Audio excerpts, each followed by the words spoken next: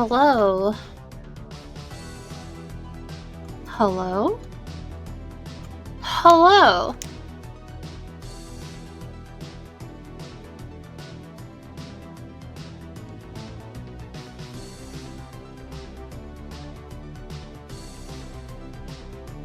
You do you. I'm gonna keep pooping.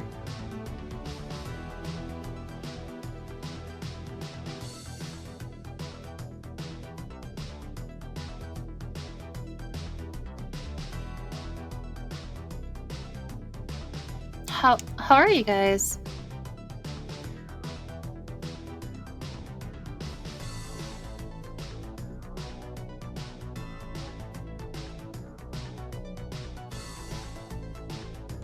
You do you. I'm gonna keep pooping.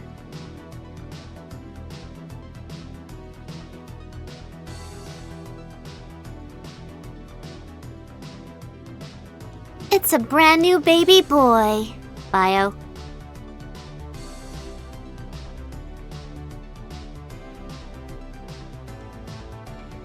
Do your legal guardians know you're here?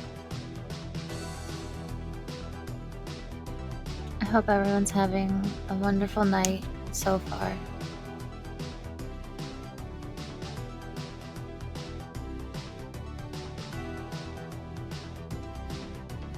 You do you. I'm gonna keep pooping.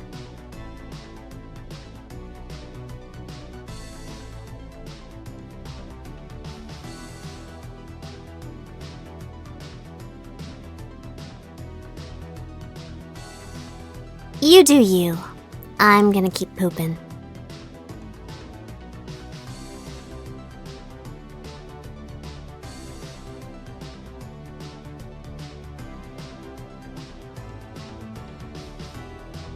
Oh, hi. I didn't see you there.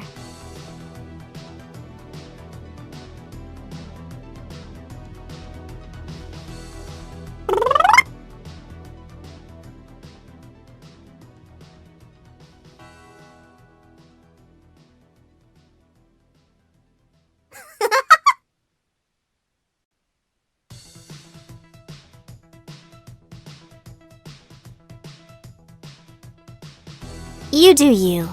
I'm gonna keep pooping. All these subs and these resubs.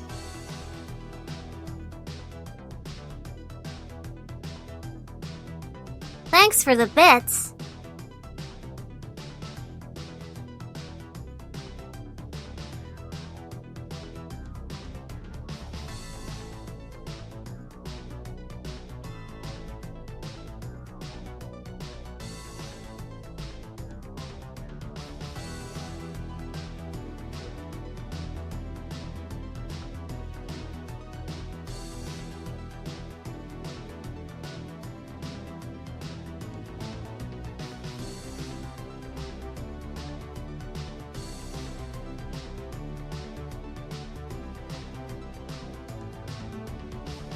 It's a really weird dream, Slugnut.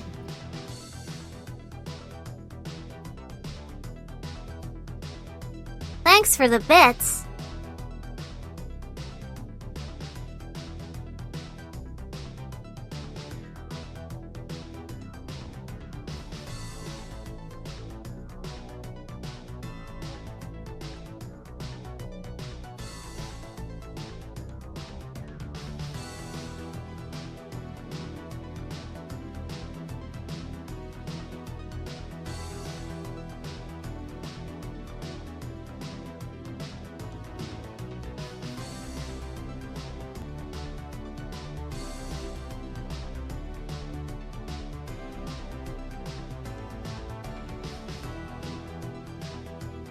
Hey, that's me.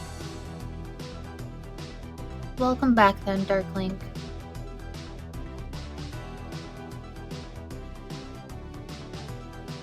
Hey, thanks, Devin.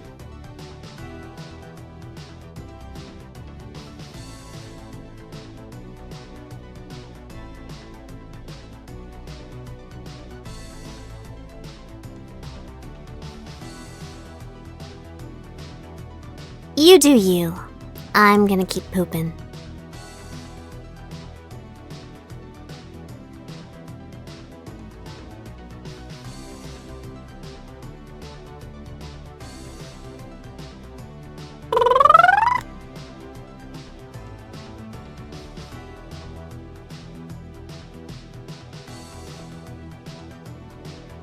Correct.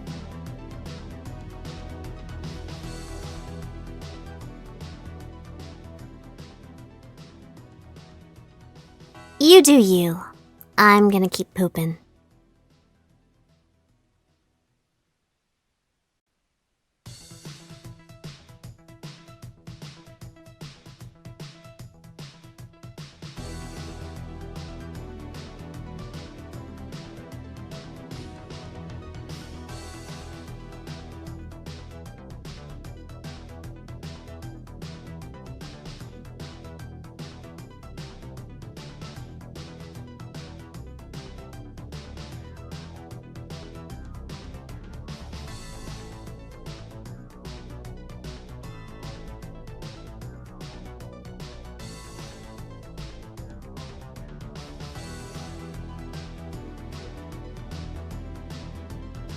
Oh dear.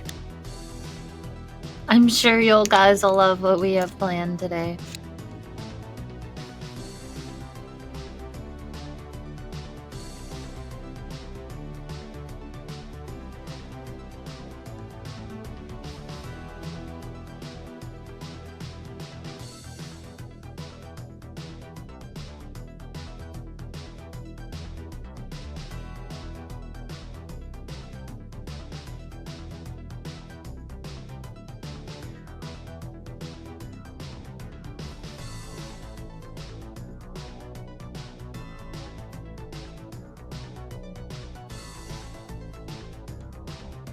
I'm doing well, thank you.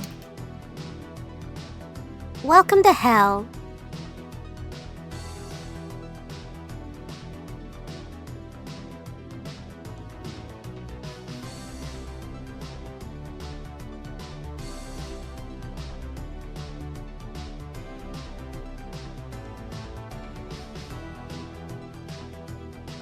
Thanks for the bits.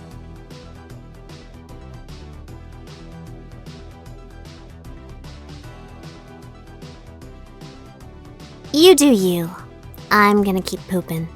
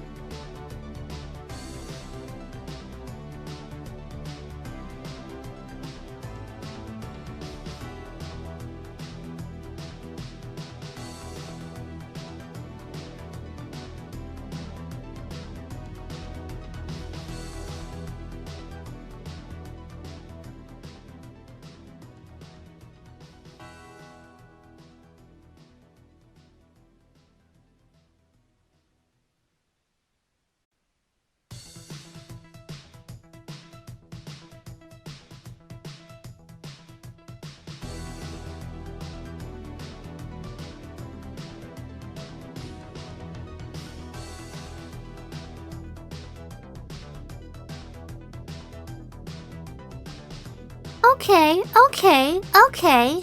Here's to them terabytes.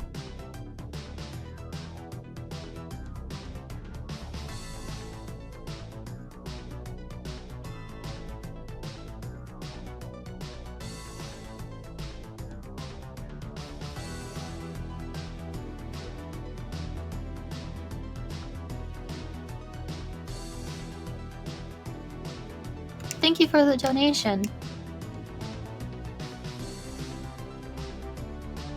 You guys are all so sweet and generous.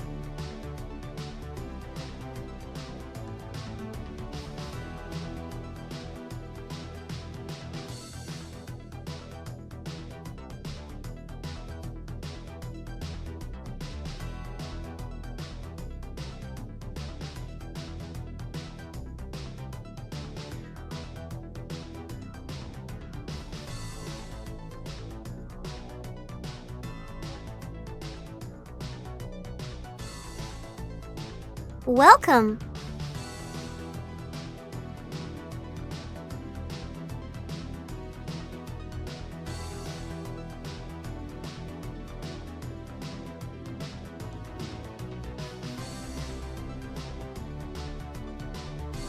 It's a brand new baby boy. Bio.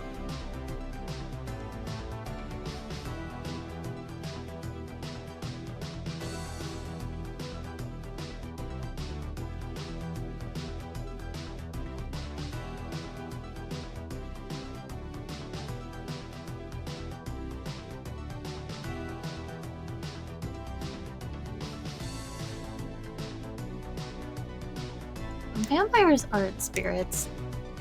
It's a difference.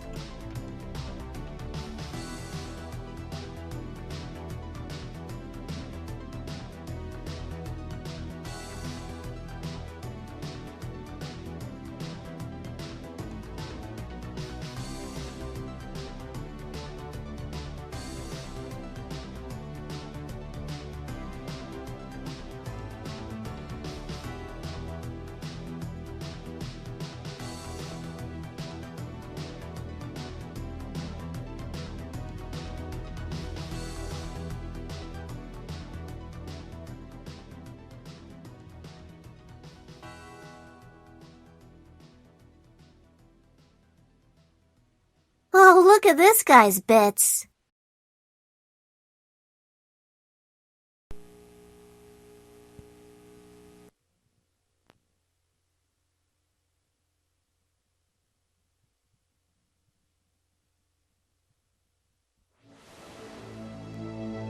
It's a Speaking brand of new dirt. baby boy. Bio. In the beginning, God created the heavens and the earth. Yep. And the earth was without form and void, and darkness was upon the face of the deep. In 6 days Correct. the Lord made heaven and earth, the sea, and all that is in them. Sure did. And God saw everything that he had made, and behold, it was very good. From the San Diego, California headquarters of the Institute for Creation Research, here are ICR scientists and Back to Genesis lecturers, Dr. John D. Morris and Ken Ham. Over the last few years, we've been enjoying some tremendous attendance at our Back to Genesis seminars. But before the seminar It's begins Abe. on Friday evening, we have Our dear, on sweet, Friday honest morning Abe has what we come call back a from the student dead. assembly, where we invite students in to teach them about creation. These students come from Christian schools, Oh, from look at home this schools, guy's from public bits. schools. Sometimes up to 5,000 students will be there. It's really great to be able to teach these eager minds about creation. Ken, you get to talk to the younger grades. I think you enjoy it more than the kids do. Well, I certainly love to teach children, John. After all, I have 5 of my own. Did you know What I Abraham try to Lincoln do was is actually to Australian? get them Oh, to look at this receive through guy's the bits. indoctrination they've received through their education system, the books that they've read, the media and so on, and to be able to ask in particular their teachers some very revealing questions. Like what? Well, say the teacher says... He's gonna murder "Millions of all the years children ago," so he and could the add more students will skulls ask, to his "Excuse me, collection. sir, were you there?" I really like the catchphrase you use about the fossils. How's it go? Billions of dead things buried in rock layers, laid down by water all over the earth. Hey, I did it. See if you can do it after you watch this program. This morning we're going to have an interesting time with an interesting topic. Before we do that, let me I just mean, get this you is used a to the legitimately auditorium good here and question. what we're going to be doing. Let me see you all put your hands up. What happened to him? That's fantastic. That doesn't mean you can fool around, by the way, because I have 5 children, so I know exactly what children Yep. are like. All right, and I used to be a high school teacher, too, so I know exactly suck. what students are like. So we'll be watching you real carefully. Also, there are times I'm going to ask you to call out something. I won't tell And if you so, won't. To get you used to doing that, why don't you say good morning to me? My name is Mr. Ham, so you all say good morning, Mr. Ham. That's pretty Good good. morning, That's not Mr. bad. Ham. American sounding, but it's not too bad. I prefer it in Australian accent. Oh, but excuse me. Who thinks I've got an accent? Good day, Mr. Ham. Dear, oh dear. When I'm in Australia and I ask that, nobody thinks I've got an accent. But over here, everyone thinks I've got an accent. Well, anyway. Okay, we ready? We're going to talk about a very important topic this morning. I don't know about your stand-up And material, as I said, Abe. there are times I'll ask you to put your hand up, times Gotta I'll work ask you on to it a call little out. bit. But we'll just see how we go. As soon as you know what I'm talking about, I want you to put your hand up. You ready? Listen very carefully. As soon as you know what I'm talking about, put your hand up. Parasaurolophus, Pachycephalosaurus, Druthiomima, Psittacosaurus, Tanystropheus, Allosaurus, Supersaurus, Seismosaurus, Brachiosaurus, Diplodocus. Dude. What am I talking about? Can you all tell me? Fucking bars? Dinosaurs. The Well, dinosaur rap, dinosaurs, though? Well, they're an interesting topic. In fact, for some people, they're a real mystery. What happened to them? When did they live? How did they live? Where did they go? All that sort of thing. Well, we're going to talk about that particular topic in this session, the dinosaurs. What really happened to the dinosaurs? Let me put up a picture for you of one of my favourite dinosaurs. Who thinks that's a dinosaur? You think that's a dinosaur? STD-ridden No, I don't think it's a bastard dinosaur either. out of In my fact, face. that's one of my favourite Australian animals. It's called a koala. Interesting animal, by the way. I know one of the best kept secrets in Australia is that in the wild the smelly flea-bitten varmints will rip your eyeballs out, but that's a secret because we know every American Tell them wants to about the cuddle a koala. STDs. Well, that's not a dinosaur. Let me see if... is this one a dinosaur? You Have a do look at this you. one. I'm gonna keep pooping. What animal is that? Oh, it's a kangaroo. That's an intriguing animal too. It's a marsupial like the koala. Well, that's not a dinosaur. Let's see, is this one a dinosaur? You tell me if this one here is a dinosaur. We call them pouch buddies in the United That's not a States. Thank you very dinosaur? much. You do you.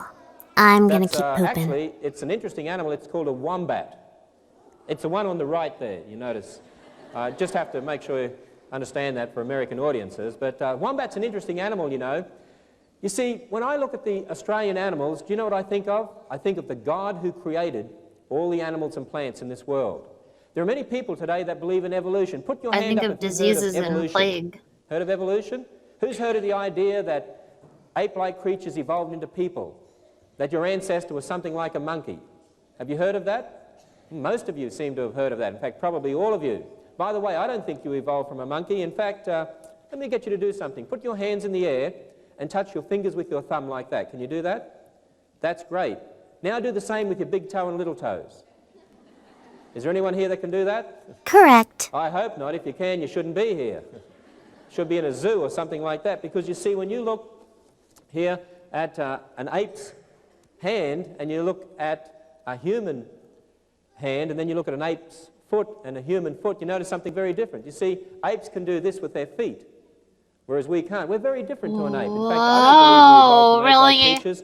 I believe that we are the result of God creating us. Have a look again at the wombat. You know why I believe the wombat? Why I believe the wombat is a very intriguing animal? It has a pouch tell like me. the kangaroo, but its pouch doesn't face forward like the kangaroo, it faces backwards. You know why it faces backwards? Well, you see, the wombat tunnels under the ground. Can you imagine if the pouch faced forward, what would happen to the little wombats inside? They'd fill up with dirt and you get fossilized wombats real quick, wouldn't you? Can you imagine an animal here with its pouch at the back where the young jump in at the rear end? Isn't that intriguing? Really is. But you know what? It looks like somebody made the wombat. It looks like it's designed to do what it does do. And what it does do it very well, doesn't Because it? it has an I ass think it does, pouch. don't you? Well, I really do. So I really like the wombat. But you know, the most confusing animal for the evolutionists, I think, that even exists in the world today is this one. Who can tell me what that is? The platypus, the duck-billed platypus. Do you know why I believe it's the most confusing for evolutionists? Well, you think about this. Evolutionists talk about one animal evolving from another over millions of years. Well, what are you going to do Who's with that the platypus? guy in When you that look at the picture? platypus, it has a bill like a duck, it has a beaver-like tail, it has webbed feet like an otter, it has Like, he claws like a couldn't find reptile, it any has other hair like a pictures bear, of it has, platypus, lays eggs like a platypuses. turtle, it feeds its young on He milk was like like, a mammoth, the it one takes picture with electric that guy impulses, holding it it, has that'll spurs do for for this this rooster, it has presentation. poison like a snake. I mean, if you're looking for a transitional form, it's just about everything, isn't it? So you see, the evolutionists get real confused with the platypus. What did it evolve from? Everything? That doesn't make a lot of sense, does it? In fact, I believe every time an evolutionist looks at the platypus, I think God smiles because I think he made it just for them.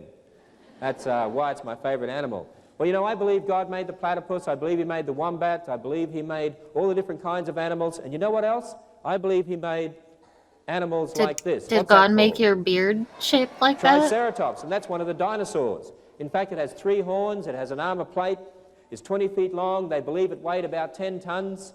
It's an interesting animal, the Triceratops. Well, see if you can tell me the name of this one. Stegosaurus. Stegosaurus is an interesting one. You can see it has 4 spikes on the tail. It's 20 feet long. They believe it weighed about 2 tons. But interestingly enough, they think its brain was no bigger than a walnut. Can you imagine that?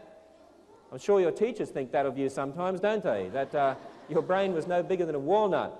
But near its hips, That's right. near its hips, it had Demoralize those children. knobs on the Welcome. spinal cord that were about Show 'em 3 who's times the size boss. of the brain. They're like little computer centers to drive the legs of the animals. Can you imagine that? Like a little brain and having computer centers that basically drive the legs. It's an intriguing animal, isn't it?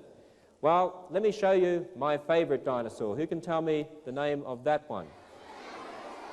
Tyrannosaurus. I tell you why he's my favorite dinosaur. He had such a big head and big teeth. His head was about 5 feet long. He Don't had talk teeth about his about 6 arms. inches long. In fact, He's there's self-conscious. a tooth of a Tyrannosaurus. Can you see that? Let me put it this way. Doesn't it look like one of your teacher's teeth? Do you think it does? Hey? Actually, it's a tooth from a Tyrannosaurus, and he had many teeth like that, about 6 inches long, and his body was about 50 feet long. He was about 20 feet tall, and they believe he weighed about 10 tons, so he was an enormous animal. But the biggest animal of all, or the biggest dinosaur of all, they believe is the biggest, is this one. Who can tell me the name of that one? Brachiosaurus. And Brachiosaurus, they believe, weighed 90 tons. He's about 80 feet long, about 20 feet high, but when he raised his head up, he was about 40 feet in the air. In other words, probably about as tall as a 4-story Burger building. Can you imagine a good. dinosaur that tall? Isn't that incredible dinosaur? Well, you know, a a big lot of people boy. say, well, how do you know dinosaurs existed and when did they live and You do you. what happened I'm to gonna them? keep pooping. How do we know that they look like that? In fact, we don't really know they looked exactly like this because we don't find live ones today. But how do we know dinosaurs existed? In fact, who can tell me here, how do we know dinosaurs existed? Can you tell me? Somebody said fossils. That's right. In fact, let me show you. Here's a fossil You of a do you. dinosaur. Fossils I'm gonna keep are the pooping. remains of animals or plants or their impressions that we find in the rocks around the earth. And here we have some bones of an animal. It's obviously a large animal and has certain characteristics, which is why they call these creatures dinosaurs. Let me explain that to you. The word dinosaur, in fact, was first invented in 1841 by a man called Sir Richard Owen over there in England. And they'd found the bones of these great big reptiles Thanks, that are England. different to other reptiles, and so he coined the term dinosaur, which means terrible You do lizard, or you. great monster I'm on gonna 4 keep legs, pooping. basically, great lizard. So the word dinosaur is really a made-up word. I've had lots of boys and girls say to me, Mr. Ham, why don't we find the word dinosaur in the Bible if you believe God made the dinosaurs? Well, we don't find the word dinosaur in the Bible because it's a made-up word. A man made it up. Dinosaur means terrible lizard, great monster. Actually, there is a word in the Bible that means great monster on 4 legs. It's a word called behemoth, and we'll talk about that a little later on.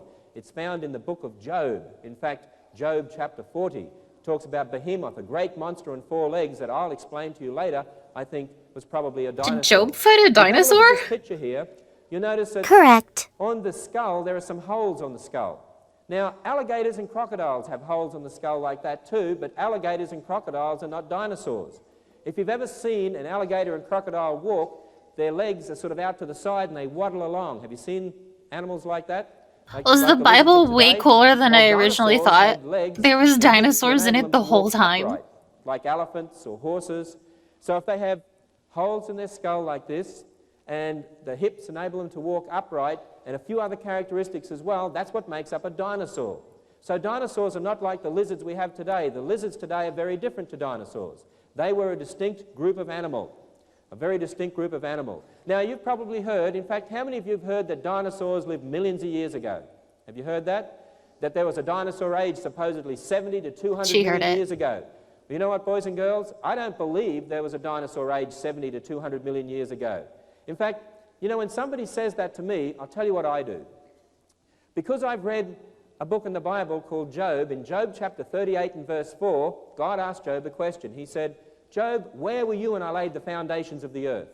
Where were you? In other words, were you there, Job? Were you there?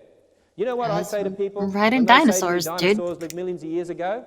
I ask them a very simple question. I say, were you there?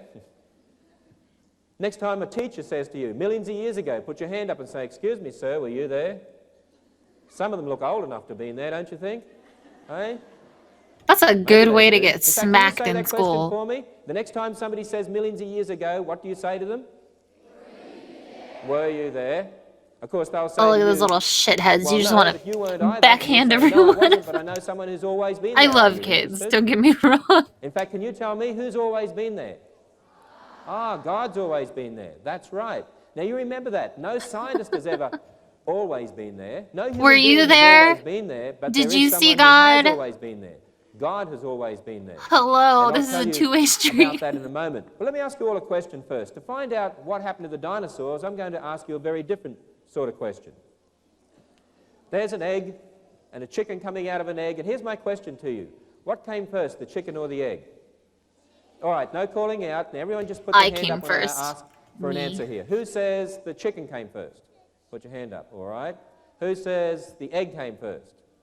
Well, that's interesting. The egg came first. Okay, down here, you said the egg came first. Now, all scientists have a good reason. Why did the egg come first? Because a chicken had to hatch from an egg. Well, that's interesting, but an egg has to come from a chicken. Now we've got a real problem, haven't we? Who says the chicken came first? Well, that's interesting. You know what? I was at a school recently, and I asked that question. You know what one young man said? He got up and said, the chicken came first, sir. And I said, why? He said, because God invented the chicken. I thought that was a pretty good answer, don't you? Because God invented the chicken. In fact, you see, I believe God made all the animals. In fact, remember what I said to you before? The only way you'd know what happened in the past if someone's always been there. Who's always been there? Oh, God's always been there. Well, you know, when I go to a book called the Bible, Mom. the Bible tells me that it's the Word of God. It says it's not just an ordinary book, it's a very special book. It says it's the revealed Word of God, that God's always been there, that God moved men by His Spirit to write His words, and from Genesis to Revelation, this claims to be a revealed word from one who's always been there. Now, if that's true, if God doesn't tell a lie and He's always been there, and this is His word, and He tells us how we got here, maybe He has an answer to what came first, the chicken or the egg. And in fact, when we go to the Bible and we look in the book of Genesis, we find out that God made everything in 6 days. In 6 days. In fact, you know what, boys and girls? That's really fast. I often wondered why God took so long. I mean, why did He take 6 God's days? like super motivated and got the whole world done in a week. Wisdom, He could have made the world in no time at all. I barely got out of But bed He didn't. He today. took 6 days. Do you know why He took 6 days? Well, do you have a 7-day week at your house? Monday, Tuesday, Wednesday, Thursday, Friday, Saturday, Sunday. Do you know why we have a 7-day week? Because God made the world in 6 days and rested for 1. That's why we have a 7-day week. He made the world in 6 days You do you. and rested for 1. I'm Did He gonna make them keep in 6 pooping. million years and rest for 1 million years? Imagine that. You could have a 1,000,000-year rest and never go to school. You'd enjoy that, wouldn't you? Yes, you certainly would. Then you'd never learn anything. Well, the Bible tells us God made everything in 6 days. And He tells us what He did on each day. On day 1, He made the heavens and the earth, the space and the earth. On day 2, He separated the waters above. He made the atmosphere. On day 3, He made the land and the plants. On day 4, He made the sun, moon, and stars. And on day 5, He made the sea creatures and the birds. Sea creatures and the birds. How did you say that? Birds. Do you realize how much you roll your R's? See, in Australia, we just say birds. We get it over and done with. It doesn't take long at all. Can you say it like Australians? That's terrible. Don't try doing that ever again, all right? You can stick with your birds. But He made the sea creatures and birds on day 5. Now, you think for a moment. If He made the sea creatures and birds on day 5 and God's always been there, now tell me, what came first, the chicken or the egg? The chicken, obviously, because the chicken's not a reptile. We know chicken is a bird. And He didn't say He made the eggs first. He said He made the birds first. And then He said, be fruitful and multiply, so they laid eggs. So that's easy to understand, isn't it? By the way, mums, dads, and teachers, do you realize how important it is to teach students like that? The only way we would know what happened in the past if someone was there. God's always been there. We go to His Word. He's given us information. Let's start from the Bible, and we can solve the problem. What came first, the chicken or the egg? Now, I want to say this to you also. We can solve the problem of the dinosaurs. Because God's always been there. No scientist has. In fact, The fucking dude just staring at the years ago, what question do you ask them? Were you there? I really like that question, don't you? Please. More illustrations. They weren't there. But who's always been there? God's always been there. And you know, when we go to the Bible, it says, on day 5 He made the sea creatures and the birds, but on day 6 He made the land animals. He fucked up. That's the little Caesar's pizza guy. Wait a minute. By Sir Richard Owen in 1841. Fucking wait a those second. Great big reptiles that lived on the land. So the word dinosaur really specifically applies to those great reptiles that lived on the land that had the characteristics that made them dinosaurs. So if the Bible's right, it means God made the dinosaurs, because dinosaurs are land animals, He made them on day 6. And you can imagine, If you're there in the Garden of Eden and they had their newspaper, the 6-Day Chronicle, dinosaurs made on day 6. Can you imagine that? Wouldn't That be artist exciting? just fucking Big copied headline in the him. newspaper. You see, we think dinosaurs are a big problem. They're not a problem at all. Made on day 6. And by the way, if they were made on day 6, alongside them were made Adam and Eve, the first 2 people. The first 2 people.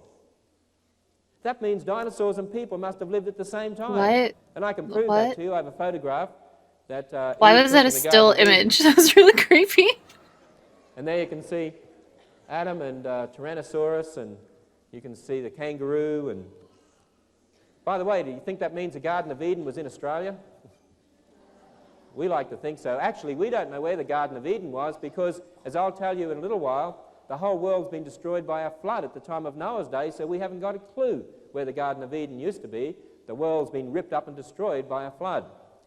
But you know, when I look at dinosaurs and I see how great these animals were, I could just imagine a dinosaur saying, God does great work, doesn't he? I mean, look how strong we are. Look how beautiful we are. Hell yeah. See, I think dinosaurs were beautiful creatures. And they were beautiful to look at. Thumbs up and You can everything. imagine, back there in the Garden of Eden, here we have dinosaurs and Adam and Eve living happily together. You know, I have boys and girls that say to me, Mr. Ham, yes, I've got a problem. What's that? Well, you showed us Tyrannosaurus before. That's right. In fact, let's have a look at Tyrannosaurus again. And you showed us his big teeth. Yes, that's correct. I showed you his big teeth. Here we have his teeth here. But he was so savage, Adam would have been frightened of Tyrannosaurus. I mean, if you take a close-up look at his teeth, in fact, I got close enough to a dinosaur one day and took a close-up photograph of his teeth, it's obvious that Tyrannosaurus was savage. I mean, look at those sharp teeth. Wow, Adam would have been frightened of Tyrannosaurus. He would have ripped Adam to pieces. Well, you know, he wouldn't have, and I'll tell you why. If you read Genesis very carefully, in Genesis chapter 1, verses 29 and 30, it says, all the original animals that God created only ate plants, ate vegetables, plants. Man was told only to eat plants originally too, because you see, when God made the world, he said it was perfect. There was no death in the world. Oh. No death at all. The animals ate plants. In fact, So man wasn't told he vegans could are eat meat like until Genesis super 9 Jesus after the freaks. flood. Got it. Originally, they were all vegetarian. So you could imagine even Tyrannosaurus and all the dinosaurs would have been eating fruit and having a great time eating fruit. And you say, but we're told that dinosaurs were savage meat eaters, and look around the world But don't today, eat we the see animals apples. that are savage meat eaters. I mean, Don't look do at it. lions. And besides that, Tyrannosaurus had sharp teeth. If he had sharp teeth, then why did he have sharp teeth? Just to eat plants? Well, you know what, boys and girls? You need sharp teeth to eat certain plants. For instance, have you seen a picture of the panda? You seen the panda? Now, I went along to the San Diego Museum one day, San Diego Zoo one day, along with about 5 million other people on the same day. You ever been to Disneyland and places like that, where you go and you line up with millions of people and you get 2 rides and go home? This is an interesting culture, isn't it? Well, we went along to San Diego Zoo to see the panda, and the panda has real sharp teeth and a heavy skull. And you know what the guide said? The guide said, you know, the panda evolved to be a carnivore to eat meat to get sharp teeth, so now it can eat bamboo. You know what I said to my children? The panda looks like it's designed to eat bamboo. It has teeth designed to eat bamboo. It has a skull designed to eat bamboo. It looks like it's designed to do what it does do, and what it does do it very well, doesn't it? You see, just because an animal has sharp teeth doesn't mean it was made to be a meat eater. It means it was made with sharp teeth, right? And you know, if you're cutting up vegetables at home like carrots, you need a sharp knife. So you'd need sharp teeth to eat He plants said and knife. vegetables and things like that. Something else that's interesting, Tyrannosaurus had real shallow roots. And so if he'd have been a savage meat eater and raced up to an animal to rip it up, it probably would have pulled its teeth out, and gummy Tyrannosauruses might not have lasted too long. So originally, you see, if we take the Bible literally, all the animals ate plants. Well, why do animals today eat meat? Why do people say some of the dinosaurs ate meat? Well, you know, something very sad happened. If you read the Bible, it says the first man and woman disobeyed God. Maybe In fact, all the they T-Rexes took just some fruit carried they a weren't big supposed old to. knife God and said, "Don't fork touch that everywhere. tree." That was a test to see if they would obey God. And because of that, Can you sin imagine came a little into the world. T-Rex? In fact, you can imagine Those tiny being in the little Garden of arms, Eden the and big reading old the knife and newspaper. fork. World's in chaos. Adam sins. Because the Bible said because of Adam's sin, it says God cursed the world. He did something to the dirt. He did something to change the serpent. He did something to the plants. Thorns and thistles came. In fact, the whole world changed in many ways that we probably don't even understand. And something else the Bible says, that because of sin, death came into the world. And I want you to think about this for a moment. Oh, thank God. I won't go into this. It's what we needed, honestly. In this particular talk, we'll do that in other talks. But the Bible says death and bloodshed. What if came everyone after lived Adam's sin. forever? Now, I want you to think about that for a moment. Death and bloodshed came after Adam's sin. In fact, you know why God did bring death into the world? He brought death into the world because Adam sinned. That means all of Adam's descendants would have been cut off from God for eternity, but God wanted us to live with him for eternity. So he did something wonderful. He made us die because he requires the shedding of blood. That's a because of nice sin. coffin. He requires a Hey. sacrifice. Can I He's move made us to in? die. We know that animals Hello? were sacrificed. We know that Jesus Christ came. He What's died the rent on the like? cross. He was the ultimate sacrifice, the perfect sacrifice. He was raised from the dead so those who believe in him and trust in him and repent of their sin can spend eternity with him. That's a tremendous message, isn't it? If you believe that dinosaurs evolved millions of years ago, in fact, there are even Christians who think that maybe dinosaurs died out millions of years before man and things like that. Thanks well, for you've the got a problem. bits. The Bible says death and bloodshed came only after Adam sinned. In fact, we're told one day this whole world is going to be restored or put back to what it used to be like when there was no death in the world. But there's something wrong with the world today. In fact, Paul says in the book of Romans, the whole creation groans and travaileth in pain because of sin. There's something wrong with today's world. It's not like it was originally. It's suffering from the curse. It's suffering from sin. Originally, it was perfect. Now it is no longer perfect. I'm truly But you see, if cursed. you believe dinosaur bones existed millions of years before man, Wow. before Adam, you've got a Mood. problem. You've got Look at death this. before Adam. The Bible says no, death came only after Adam sinned.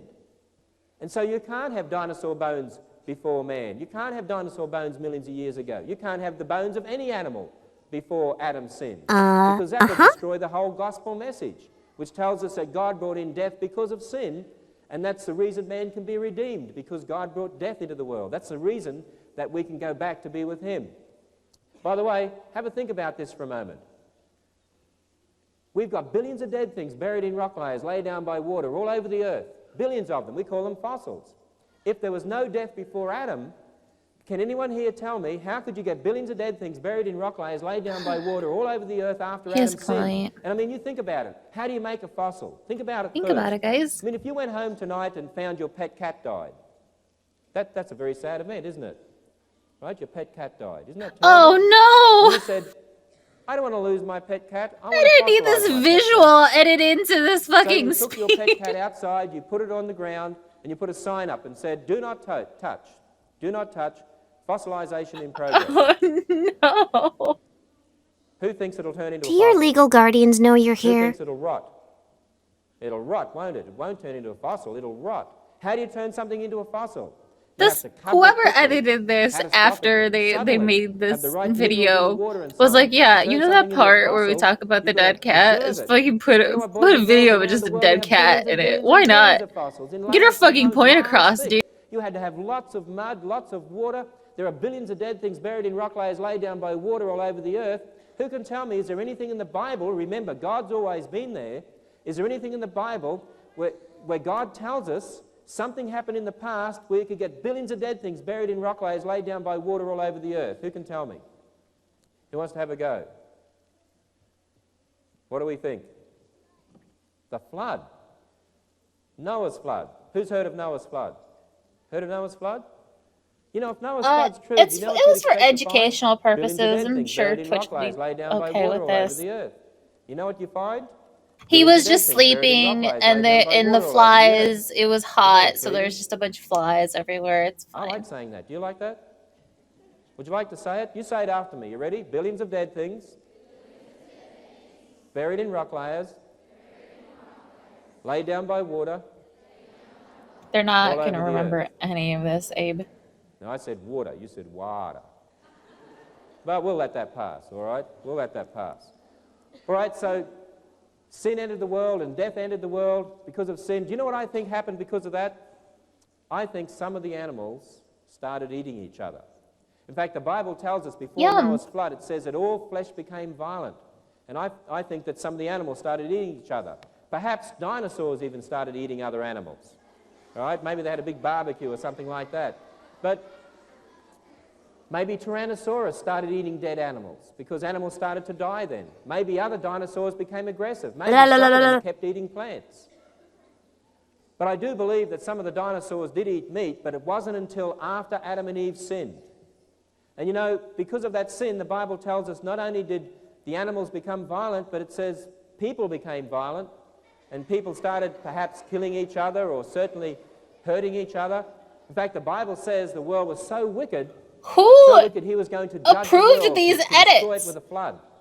To destroy it with a flood. Remember, we just talked about that, the flood in Noah's day. And you know, there was a man who loved God, Noah.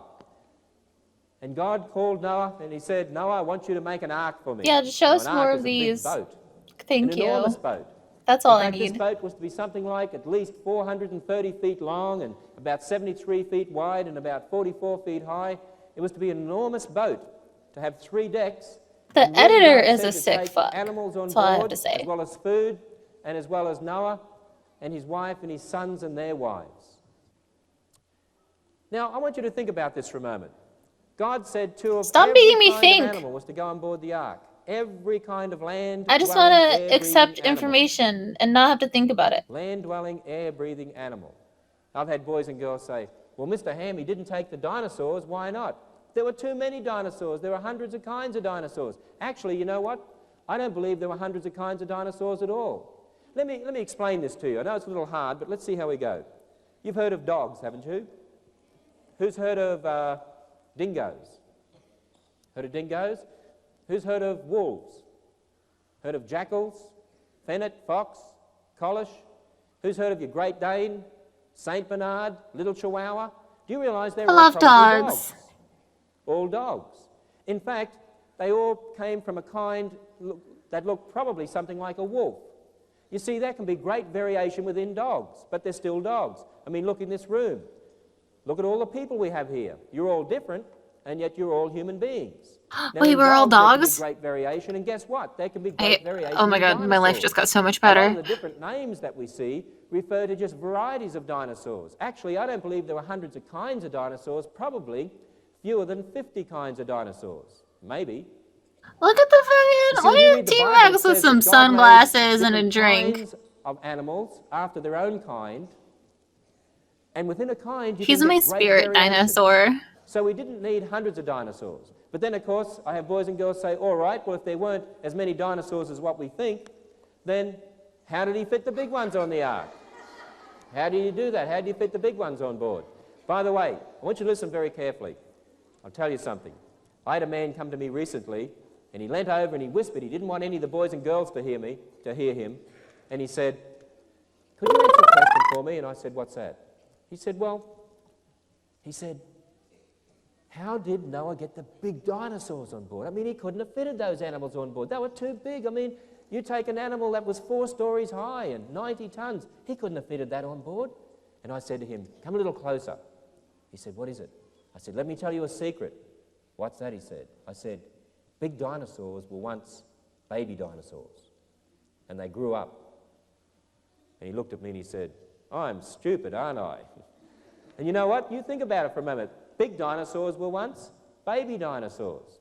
In fact, we know that dinosaurs hatched out of eggs. We've found dinosaur eggs. We've even found them with baby dinosaurs. So chickens are dinosaurs. We know dinosaurs hatched Is this out the of point eggs. you were biggest trying to egg make we this whole found is time, about the Ken? size Just of a say it. football. Imagine having that for breakfast, by the way. Having a football-sized omelette. Wouldn't that be interesting? So even Tyrannosaurus, when he hatched out of an egg, he could have perched on your shoulder. yeah. You could have kept him in your bedroom. He could have been your pet. He could have lived in your room for a while. And too large now, his head's gone through the roof. But you see, originally, he was very small. Now, something else that's interesting, the average size of a dinosaur is really only the size of a sheep. Yes, there were some big ones, and that's why we tend to think that all dinosaurs were big, but that's not true at all. Most of them were small. In fact, some were the size of chickens. Imagine if they'd have survived to today. We might have had Kentucky He did Fried it. Dinosaur He instead of circled back Kentucky to Fried it. Chicken, Oh my right? god. Be interesting, wouldn't it? Imagine asking for a Tyrannosaurus drumstick. Oh or my something goodness, like that. Abe. But you see, a lot of dinosaurs were small. And by the way, do you know why I think there were some large ones? Well, the Bible tells us before the flood, people lived for hundreds of years. Do you know if people lived for hundreds of years? Probably the animals did. And you know something we've noticed about reptiles? Reptiles will grow the whole time they're alive. So if reptiles grow the whole Welcome time to they're alive, hell. some of those dinosaurs would have kept growing and growing and growing and growing and growing until they'd be where they got to be when somehow they died, and we see their bones today. But they grew to enormous sizes. That's why I believe we find dinosaur fossils showing that some were very large. It's because before the flood, they grew to enormous sizes. So I want you to remember that dinosaurs hatched out of eggs. When they did, they were very small. And you know, I don't think God would have sent old dinosaurs to Noah. I think he would have sent young dinosaurs. You see, you think about this for a moment. The Bible says 2 of every kind of land animal, 7 of some, but 2 of every kind of land, dwelling, air-breathing animal, every. You tell me, does every in your language mean all or some? All. It means all the kinds of land animals. That must have included the dinosaurs. Who agrees with me? It must have included the dinosaurs. I agree. So put your hand up if you agree. I'm fully convinced that this is just stock footage of those children. The bears went on the ark. Because whoever edited this has been adding some really weird edits. The koala went on the ark. Yes, I agree with you. In fact, here's a picture that has... What's that animal going on the ark? Who agrees the dinosaurs went on the ark? Who agrees Tyrannosaurus went on the ark? Who agrees that Brontosaurus went on the ark? You know what, boys and girls? I disagree with you. I don't think Brontosaurus went on the ark. Now I've got you confused, haven't I? In fact, I don't believe God made Brontosaurus. I'm so confused. Now I've really got you confused, haven't I? I mean, I told you God made all the different kinds of animals, but I said, I don't believe he made Brontosaurus. You're supposed to be honest. You know why I don't believe he made Brontosaurus? Let me tell you an interesting story. Brontosaurus was actually a mistake. That's right. You see, there was this, now you listen carefully, there was this American scientist. Right? It wasn't an Australian scientist, I want you to understand that. It was an American scientist. And he found this body and didn't have a head. And he found a head a few miles away and he stuck it on this body. He called it Brontosaurus, the most famous dinosaur of all. Guess what? He had the wrong head on the wrong body. It was really an Apatosaurus. Poor old Brontosaurus. This guy just hates America. That's why God didn't make the Brontosaurus. An American scientist made the Brontosaurus, right? And it was wrong. It was a mistake. By the way, who made the mistake? American scientists. Good, I just want you to remember that, right? Because we need to understand that those children are so bored. Actually, Australian scientists make mistakes too. But really, Brontosaurus has been renamed. He's now called an Apatosaurus. I remember talking about this at a minister's conference once, and one young minister said, "That's terrible, that's the only one I can pronounce. Now I've got to learn a new dinosaur." Well, we had to teach him some new names. Well, I believe the dinosaurs went on the ark, the other animals went on the ark, and then what happened? Ahoy, sailor! The Bible tells us that fountains of the deep broke open. Probably great volcanic action, volcanoes all over the earth, probably far bigger than Mount St. Helens. Lots of water, lots of mud. The just vapor toss canopy me around into the earth one. collapsed. So there's water from below, water from above, You do lots you. of rain. In fact, I'm gonna keep the pooping. animals that didn't go on board Noah's Ark, what would have happened to them? They would have drowned. Some of them would have been covered by mud. They'd turn into fossils, right? If Noah's flood's true, what would you expect to find? Billions of dead things buried in rock layers, laid down by water all over the earth. And what do you find? Billions of dead things buried in rock layers, laid down by water. This guy has one of those right? like push pin boards in his room with a bunch of dinosaurs and like a red string connecting it to like God and Adam. Buried in rock layers. He's doing the best he can. Laid down by water. You gotta appreciate the effort. All over the earth. Remember, there was no death until after Adam sinned. But if you have a flood and lots of mud, and the animals that get killed and drowned and buried in the mud, they could turn into fossils. That's where I believe most of your dinosaur fossils came from, Noah's flood. And by the way, the Bible says Noah's flood was just something like 4,000 to 5,000 years ago, about 4,500 years ago. But when I go to museums and I see dinosaur bones, I see a picture up above that says, these lived millions of years ago. You know, when I first saw that, I thought there must have been a dinosaur reporter there taking pictures. But there wasn't. In fact, what's the question I should ask the museum staff when they say dinosaurs lived millions of years ago? Ah, were you there? And they'll say, well, no, we weren't, but you weren't either. And you say, no, I wasn't, but I know someone who was there. Who's always been there? That's right, God's always been there. And we have his word, and we can go and check that out. By the way, if Noah's flood was 4,500 years ago, you can go and check it most of your out, fossils, I now guess. we think some fossils came after the flood too, but if most of your fossils, and probably most of your dinosaur fossils, came from the flood, you tell me, how old would most of your fossils be? 4,500 years. And you know Like what I have boys 100 and years girls say? old. But Mr. Ham, it takes millions of years to make a fossil. Millions of years? Actually, would you like to see my favourite fossil? You would? Actually, I don't know whether I should show it to you. It's very frightening. And you sure you want to see my favourite fossil? I don't think you sound enthusiastic enough.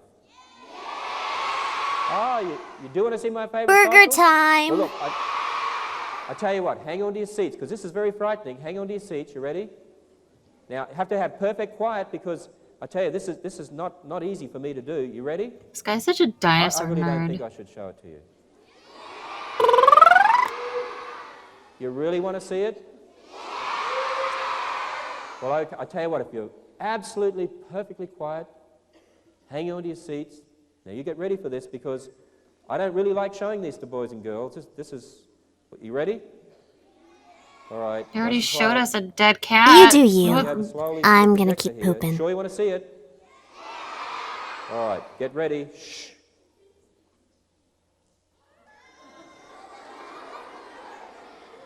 I told you it was frightening, didn't I?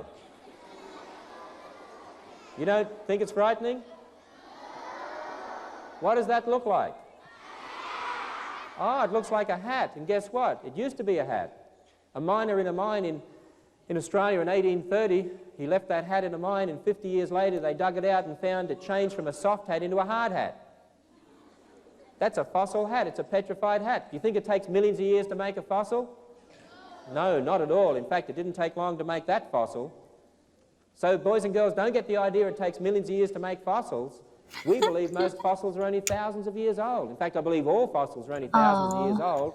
But I believe most fossils probably go back to the time of the flood, 4,500 years ago. All right, so we have the water around the earth, and then it says Noah's Ark landed, and eventually, after quite a few months, as the earth dried up and the plants grew again, then God said the animals and Noah and his family could come out of the ark. So let me ask Shut you a up, we're question. learning. Who agrees with me that the kangaroo came out of the ark? Yes, I agree with that. Who agrees that the koala came out of the ark? Yes, I agree with that. Who agrees the bears came out of the ark? Who agrees the dinosaurs came out of the ark? Well, if they went on the ark, they had to come off the ark, right? Of course they did. And you could imagine the dinosaurs coming off the ark. Maybe you'd wear sunglasses if you'd have been in that ark for nearly a year. Did But fucking that's just Noah to make remind everybody you that the dinosaurs sunglasses? came out of the ark. By the way, who agrees that Brontosaurus came off the ark? Who agrees that Brontosaurus never got on the ark? Brontosaurus was a mistake. Who made the mistake? An American scientist. Oh, that's interesting, isn't it? So you see, the dinosaurs came off the ark, and you can imagine after the flood, there are all the different kinds of dinosaurs. Remember I said maybe about 50 kinds of dinosaurs, maybe some more, maybe some less, but there weren't hundreds of kinds of dinosaurs. But then you know what I have people say to me? You believe that dinosaurs lived after the flood? Well, yes, I do. I believe they lived after the flood. Well, is there any evidence that dinosaurs lived after the flood? Well, yes, I believe that there's a lot of evidence dinosaurs lived after the flood. In fact, I believe there's evidence from the Bible. Remember I told you earlier that the word dinosaur is a made-up word. You wouldn't expect to find the word Why do dinosaur all in the Australians Bible. A man hate made it up in Americans? 1841. But there is a word in the Bible that means great That's the monster real with four propaganda legs, here. and it's found in the book of Job. In fact, if you go to the book of Job, and remember, Job lived, he was a man that lived after the flood, and God was describing to him the largest land animal that existed, the chief of the ways of God, which means, I believe it had to be a dinosaur, because that's the biggest land animal we've ever known about. He says, behold, behemoth, which I made with you. I made alongside You do of you. So it lived I'm alongside gonna of keep Job, pooping. Job. And says It has a tail like a cedar tree. Now, some people think that behemoth in Job is an elephant or a hippopotamus. But have you ever compared an elephant's tail to a cedar tree? Do you think it fits? Doesn't fit at all. Do you know what I think this is a description of? A great big dinosaur after the flood. A great big dinosaur after the flood. Now, immediately some people say, but Mr. Ham, you said that dinosaurs grew real large because they lived for a long time. That's right. But today animals don't live that long. That's right, they don't. And people don't live that long.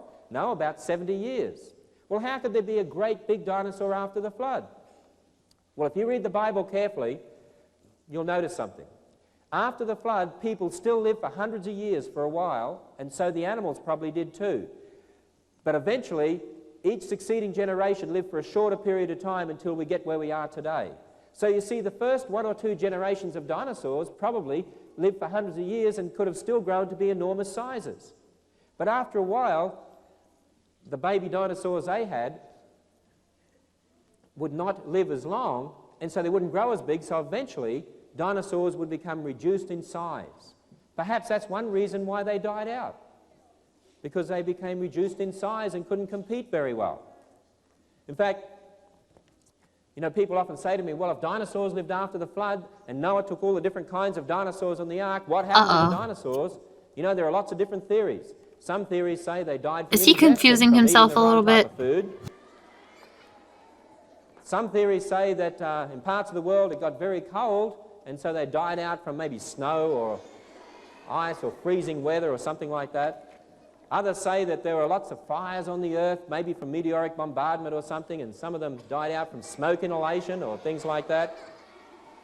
Actually, there are lots of dinosaurs that vape. What happened to the dinosaurs? It's but fucking I rad, can sum it dude. up for you in 2 words. You ready? If anyone ever says to you, what happened to the dinosaurs, you can say this: they died. You got that? Let me ask you, what happened to the dinosaurs? They died. It's as simple as that. Now, why did they die? Well, after the flood, we believe there was an ice age. So maybe some of them died from freezing weather. Maybe some of them died because they didn't grow as big and they didn't compete very well. Maybe people killed them. Maybe they ran out of food in areas. Maybe they drowned in some areas. Do you know what, boys and girls? Lots of animals have died out from this earth, not just the dinosaurs. They're no big mystery, really. The only reason they're such a mystery is because... Excuse me, mister, am I gonna die too? And most people think dinosaurs were all big monsters, which, as I said to you, is not true. Many of them were small. In fact, most were. And dinosaurs, more than anything, are used in this world to try and convince you of evolution. But in actual fact, they're not much different to other animals. Lots of other animals have died out in this world since the flood. But you know what is intriguing? There is other evidence that dinosaurs have lived in the present world. For instance, if you go back and look in some of the literature, you'll hear about dragon legends. And some of those dragon legends describe beasts that fit the descriptions of some of the dinosaurs. Maybe dragon legends are really stories based upon people's encounters with dinosaurs.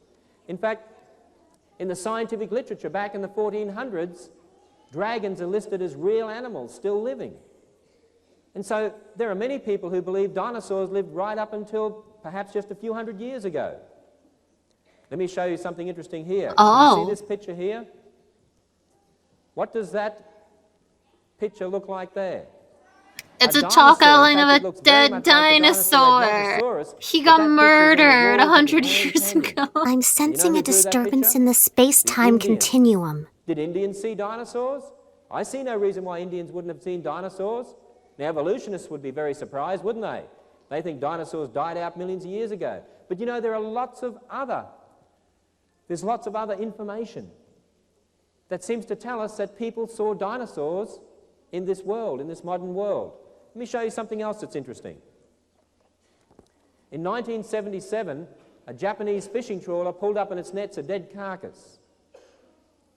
But when you look at that dead carcass, it looks like what? Well, some of the Japanese scientists said it looks like a dead plesiosaur. I'm sensing a disturbance in the space-time continuum. In the ocean, supposedly at the same time as a dinosaur. Plesiosaur is a kaiju confirmed. Lived in the oceans.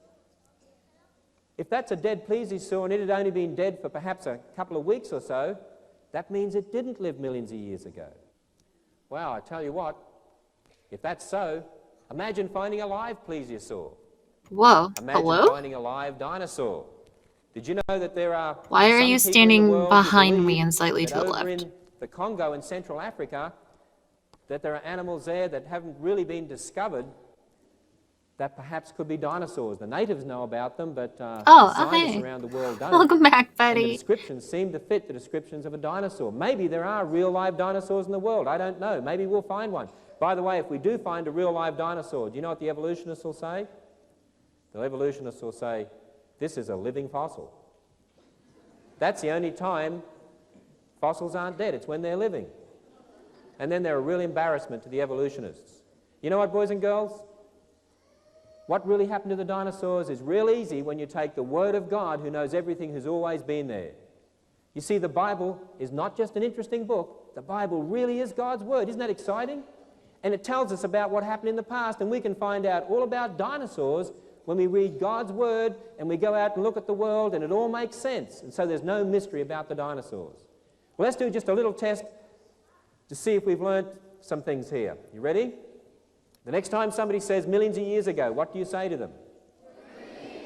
Were you there? And if they say, no, we weren't, but you weren't either, you can say, I know someone who's always been there. Who's always been there? God's always Abraham been there. Lincoln. Fuck. I still Did got dinosaurs it. go on the ark? Did Brontosaurus go on the ark? Who made the mistake? Oh, an American scientist. Did dinosaurs live Adam? after the flood? Oh, fuck. What happened to them? They turned into died. chickens. When did death come into the world? Wait, what? After Adam sinned, that's right. There was no death before Adam sinned. And if there really was a world flood, what would you expect to find? Billions of dead things buried in rock layers, laid down by water all over the earth. Isn't it exciting? The Bible's true. And we can find out all about dinosaurs just by taking God's Word. The Bible's true and dinosaurs are real. Well, John, who made the mistake Oh, about fuck. dinosaurs? Hush, you brash Australian.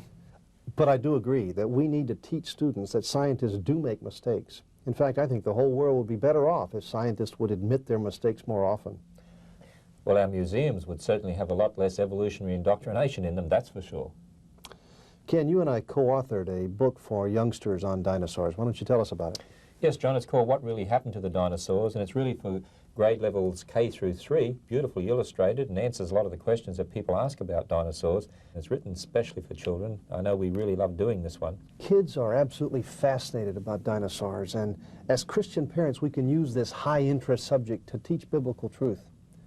Ken, there are I some want other that dinosaur inflatable books. dinosaur. Certainly, Dr. Gish's book, Dinosaurs, Those Terrible Lizards, this is the first major creationist book on dinosaurs that was ever written, and it's beautifully color illustrated as well, and has a section dealing with creation, evolution, the bombardier beetle, fire-breathing dragons, and names a lot of the dinosaurs and teaches people how to pronounce them. Look, he figured out a way to get people who are super religious to believe that dinosaurs are real. They can join up the dots. So, you know, let him sell a book. Alright, he's doing the best that he can. Dinosaurs. And then there's a brand new book I and my wife wrote called D is for Dinosaur. It's really a rhyme book. It's written for D is for children. dick, It has my colour dude. diagrams based on the clever illustrations that are used in this particular program. It could also be used as a Sunday school curriculum, even a colouring in book as well. It has, it's a multi-purpose type book. And then, of course, there's your book, Noah's Ark and the Lost World, which specifically is on your search for the Ark on Mount Ararat. It's written for children too, has many of your personal experiences as you search for the Ark and things about being struck by lightning and things like that, but also has a fascinating section on dinosaurs as well. And we really encourage parents to be able to invest in these resources for their children's future. They can have a great effect on their children, as dinosaurs in particular are used probably more than anything to convince children that the Bible is not true and that evolution is fact. And so these resources can really help them in their Christian faith. These and other creation materials, including other programs in this Back to Genesis series, have been mightily used by God to answer questions, both biblical and scientific, to convince skeptics of the truth of creation, to train up children in the way they should go, to establish the importance of creation to the Christian faith. They can be ordered by calling toll-free 1-800-999-3777. or by writing the Institute for Creation Research, P.O. Box 2667, El Cajon, California, 92021. In 6 days the Lord made heaven and earth, the sea, and all that is in them. And God saw everything that he had made, and behold, it was very good. It was very good. The video was very good. Some weird editing, could use a little bit of work, but it was still very good.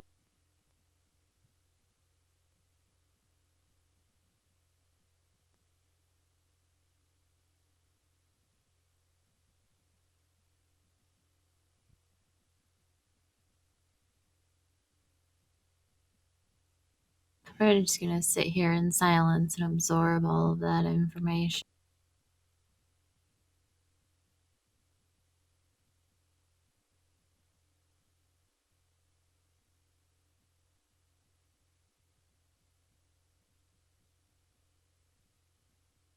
We learned that on the 6th day, God made Little Caesar's pizza.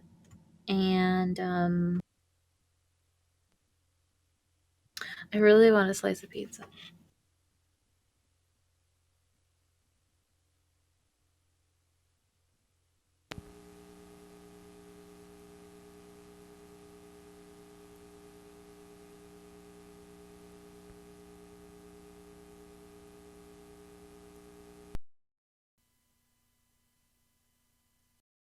And unless we...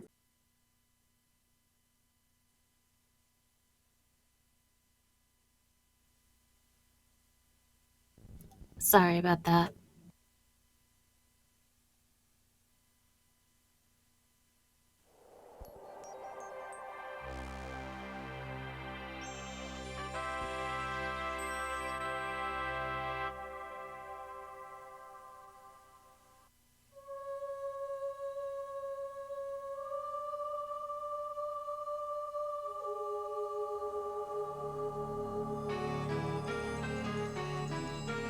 Our island in space,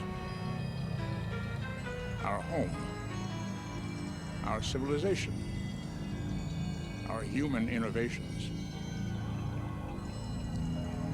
How could the omission of 2 simple digits affect the destiny of all humankind?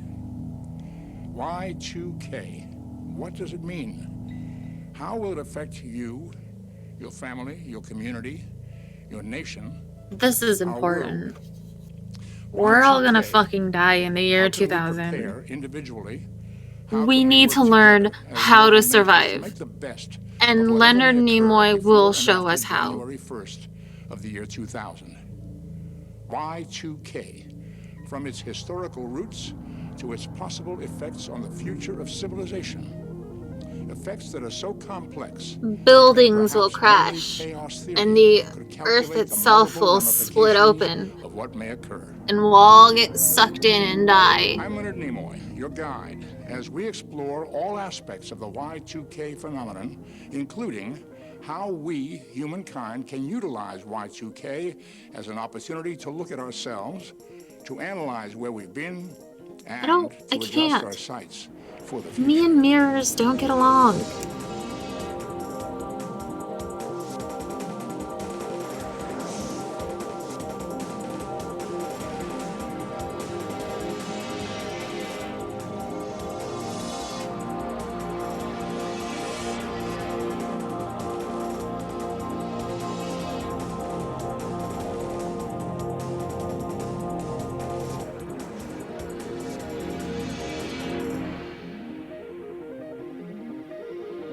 We're in the Matrix now.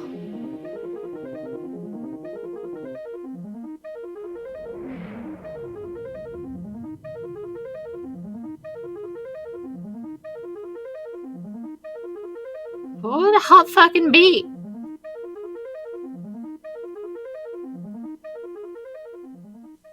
There is an ancient myth of what may have been the most highly advanced civilization ever to dwell on the planet Earth. Legend has it that this civilization was perhaps more technologically advanced than our human civilization is today, on the brink of the 3rd millennium AD. But the legend also ends, suddenly, with the revelation that this entire ancient civilization vanished, that their great island sank into the sea because their technological innovations were too far ahead of their human judgments, human foresight, and simple human frailties. This legendary civilization was, of how does course, everyone just sink? Atlantis. Yet the problem for us in the year 1999 is that we are no longer musing on what may or may not have happened a long, long time ago. Rather, we are now facing very real global issues related to power supply, satellite communications, water, healthcare, transportation, distribution of Water. food, and other You do items you. vital to I'm gonna everyday keep human pooping. survival. These global issues are the direct Listen, result all of we an have to equally do real is human build an oversight ark. many people now refer to as the Y2K, or We year get 2000 two of every problem, animal. which derives from the fact that billions of lines of computer code and embedded microchips that now run the very technologies we all depend upon. You can't sink if you're may on a fail boat. Hello. in that briefest moment between December 31st, 1999 and January 1st, 2000.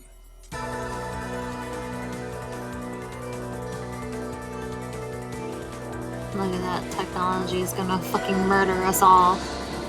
And so, we recall the fate of Atlantis. The primary question for our civilization as we approach the year 2000 is this: have we allowed our own highly advanced technological innovations to far outpace our human abilities to control those innovations? And most God, I hope importantly, so. to foresee their ultimate consequences? In order to find an answer to this fundamental question, and in order to prepare ourselves and our communities for whatever Y2K may bring, we need to understand the history and ramifications of Y2K from its very beginning decades ago to these remaining days of the 20th century, as we confer with a cross-section of the men and women on the front lines of the Y2K You do campaign. you. I'm gonna keep We pooping. begin by returning to the startlingly simple roots of Y2K. When I get out here in these speeches and hearings and other presentations, the first thing that comes up is that people say, how do we get into this mess? The story of Y2K really begins several decades ago, back in the 50s, with a very enterprising woman by the name of Grace Murray Hopper. Her nickname was Amazing Nice Grace hat. because of all the outstanding accomplishments in her life. One of her accomplishments was the invention of the compiler for computer programs, which translates regular written language into the ones and zeros of binary code. It was the idea that said the switch in a transistor is either on or off. And therefore, you can write code that can be read mechanically by a series of transistors strung together that show that they are either on or off, and that was the beginning of what we now call digital code. Maybe even more importantly, Grace Hopper was centrally involved in the creation of COBOL. COBOL, computer business-oriented language, became all-pervasive throughout the computer systems of America and eventually the world. The technology itself is very prevalent in our advanced society, and the failure points potentially span from a very simple industrial process to a very complex financial transaction. That we don't really understand the incredible impact of that little notion that a switch can be either on or off, that a punch in an IBM card can either be in or out. In the primitive days of computers, mainframes relied on the use of Hollerith cards, which were cardboard cards with holes punched in them, to create computer programs. They operated computers sort of like the way an old piano scroll would create music on a player piano. I'd been a university president for 18 years, and I remembered right away that we had these huge mainframe computers that took up room after room after room. The Mainframe computers. you can now get on a laptop used to require a system that was so large it literally had to be housed in its own building. So as more and more COBOL programs totaling in the millions and eventually billions were written on Hollerith cards, the sheer expense of computing began to really add up. And so in the 60s, some bright programmers said, wait a minute, why are we punching in 1967? Why don't we just put 67, save the 19? That's when major businesses and government institutions began finding ways to cut corners. One of the most fateful cost-cutting measures was to deliberately leave out the first 2 digits. Uh-oh, I the can year date. feel the So impending in the year 2000, doom. and they knew this at the time, you would have 00 pop up, not 2000. So the computer thinks it could be 1900, 000, and that's the problem. So yeah, we may have saved a lot of money by eliminating those 2 digits, but here we are 40 years later, and the cost to correct problems because of this omission is in the trillions of dollars. Companies aren't spending $100 million or more, and the companies totally spending billions of dollars Y2K, as a public relations device. Is that what that They're doing it said? because they have a real problem to fix and a real challenge to face. That's an amazing fucking title. Got put into the system in terms of 2 digits for a date instead of 4 has become, over the last 25 years, absolutely pervasive. We're not going to be able to predict with any certainty where the breakdowns may or may not occur. Will it be a nuclear power plant? Will it be the airplanes in the sky? Will it be the They'll food just supply drop out of chains, the sky. transportation? There are so many. Your Wendy's order will get fucked The up. hospital system has probably 45,000 pieces of medical devices, of which probably 25% of those are going to need to be tested. The generation and distribution of electricity is really done with computers. The National Federation of Independent Business estimates that approximately 82% of all U.S. small businesses might have a problem, and only 50% had taken any kind of action by the middle of 1998. And the flaw is everywhere. Yes, it's in computer programs, software programs. It's also embedded into those microcomputers that we call chips. The embedded chip devices work anywhere or go anywhere from a dialysis machine, an anesthesia machine, a CT scanner, IV pumps, all different kinds of equipment that nurses use on the floor, lab equipment, lab devices, X-ray, pharmacy. It affects every department within a hospital. If you look at a production line now in automotive, there is a tremendous amount of automation. You, in most cases, find that there's a software program running in there that has dates in it. And the estimates we get on our committee are that between 2 and possibly 5% of those chips will fail. And you don't know which 2 to 5% they are, and you don't know where they are. The early warnings about Y2K, however, He did a really good job of like being really spooky about it. primarily for economic reasons, but also due to bureaucracies typical of large corporations and government agencies. And people don't know in corporations how to approach this issue because we're looking at their whole enterprise. We're not just looking at a section. We're looking at all the code that's ever been written. We're looking at anything that's connected with the code. We're looking at outside vendors. We're looking at internal and external interfaces. This is not a technological problem. It sounds like it. It's a management problem. It is estimated that over $600 billion is being spent worldwide to address the Y2K problem. The simple dilemma is that there are so many lines of code and microchips that need to be reviewed that there are just not enough computer professionals and not enough days left before January 1st, 2000 Gosh, to look it's into so every scary. area that must be addressed. It's a huge management challenge to make the changes in all of the lines of code and all of the machinery and all of the embedded chips that are affected with this problem. The report card was established to get people's attention, and it has. Cabinet members talk about it, agency heads talk about it. That's what we want. Basically, what we rate on that report card is the degree of progress that has occurred between the last quarterly report and the present. And you have 5 or 6 Ds and 5 or 6 Fs. You know you have a problem. I would like 5 or 6 Ds. And I must say, it did get a little attention. What are we talking about? What? That's a big old D right there. You know, so But it puts it down where the public can understand it and not have a bunch of statistics that nobody can understand. You've got the software problem that people can quickly understand. You got the embedded chip problem that they probably haven't thought about. And then you have the connections problem that can ultimately kill you. Computers talk to one another. Information is transferred from one system to another. And if that information is not transferred because the computer in question doesn't understand the change of date, if the data that is transferred is affected by We're gonna date die. and causes a loss of integrity of that data, Oh, red is a bad then color. what has happened is that other computers Oh, are no. affected by that. It can be passed on and on and on. In other words, the FAA, a year ago, had a problem with the radar system. Took it into the laboratory, thought they'd fixed it, just looks great, worked great.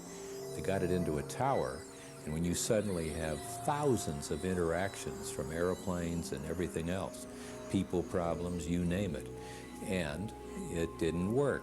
So they had to work on it in the live operational context. That type of interconnection is really the basis of the problem of Y2K. I love this. There I were love that it's indeed early him and then efforts him behind decades himself ago and then to him warn behind major himself. public That is a beautiful corporations shot. and government organizations about the Y2K problem. Despite the fact that there have been a whole lot of so-called Y2K It's like one of those experts Three popping up in Wolves recent years, t-shirts. the fact is that as early as 1960, there were already a number of computer and government professionals trying to warn us about the long-term implications of dropping the first 2 digits of the year date code. My fear is that they've waited too long and they need to get busy and get started.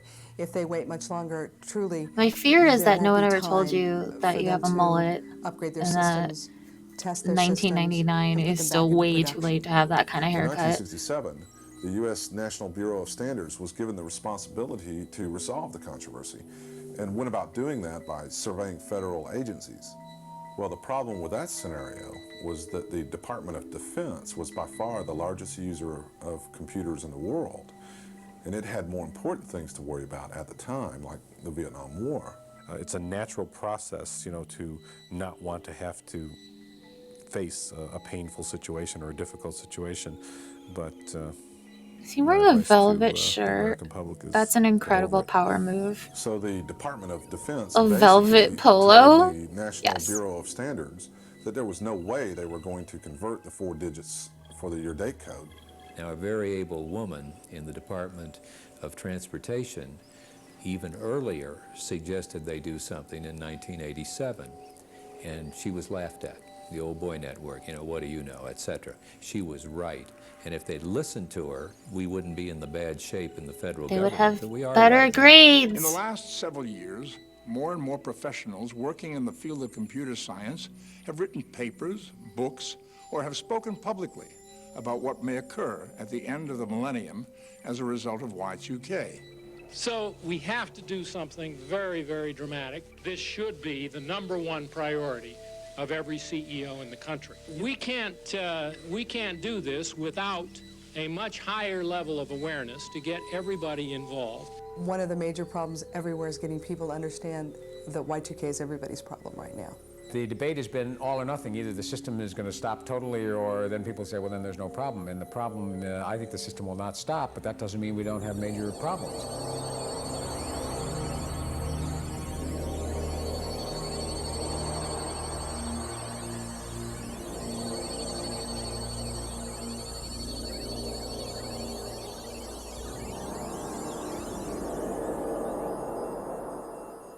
It is our primary goal in this program to help families and communities across the world to prepare and to work together regardless of what may or may not occur as a result of Y2K. There still exists, even in 1999, a general state of Okay, either then help denial, me. complacency, or even apathy about both the I'm reality scared. and the potential Help. effects of Y2K. Stop And scaring me unless we more and appreciate just what tell may me what occur, to do. we may not be ready, either individually or as a civilization. Oh my god. In dead of winter, at the stroke of What if the midnight, fucking January ball 1st, dropped and it 2000, just exploded and everyone died in Times Square? elevators may stop. Heat Oh may no! vanish, Like get stuck on an elevator and be cold? ATMs may cease to function. Airplanes and trains may come to a halt. Telephones and televisions may not utter a sound. Water delivery systems may not deliver water for cooking, drinking, or bathing. Street lights, stoplights, lights in buildings everywhere We're gonna may smell. flicker out. It's gonna smell like an anime convention. Hospitals, clinics, pharmacies may be unable to provide proper medical care. Banks and stock markets around the world may suffer some form of meltdown. And nuclear power plants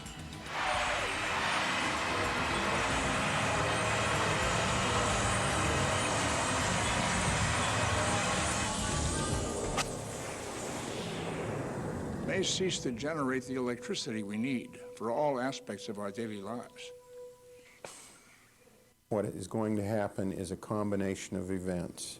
Hundreds of thousands of events literally across There's so the many globe of him. that will affect other systems. One of the key aspects of chaos theory is the I just idea can't of take him sensitive seriously. dependence on initial conditions, which basically means that one small thing happening over here can eventually cause really big things to happen on the other side of the world.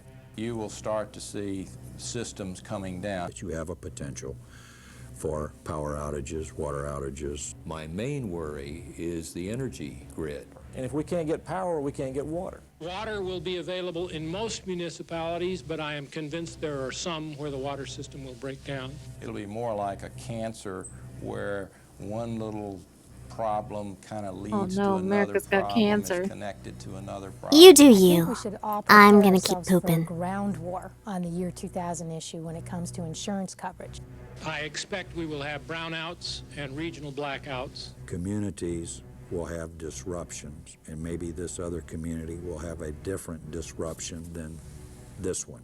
So it's something that is totally unpredictable. And it will just kind of spread and I spoke with a lady at the IRS here a few months ago, and she had 3,000 people working on the year 2000 conversion and still can't get it completed by the year 2000. I think there are individual banks that will probably go bankrupt. There are individual credit unions that will disappear over this issue. We get people who Bye. and say, I'm All an your money asset done. fixer at a major bank. And every time we try it, it crashes. There are medical machines. Everyone, go to your bank, take out all of your money, stuff it in your mattress. What we're finding are computer programs that don't work. the hospital's revenue stream may stop, just dead stop. But I can't play my video About game. the Y2K problem could lead to failure of up to 330,000 small businesses. You know, things just kind of topple over one after the other. We're talking about a loss of a way of life, you know, our dependence on this uninterrupted life in which the energy grid supplies a lot of our needs on a daily basis. You're going to see some real dislocation, panic, fear. And the problem globally is worse than it is here. Look to the countries who are emerging countries to have the worst problems. There are some developing countries in the world, I think, that you will not be able to make phone calls from. Some where airlines will be advised not to fly. It's just going to explode. The biggest problem is energy and defense. It's gonna fucking explode. 4 countries are addressing the year 2000 problem. Those governments have decided either that the problem doesn't apply to them or that they'll just wait and see what doesn't work and then fix it afterwards. You know, my system is down. It's flat off the air. It just won't even boot up. It's not running.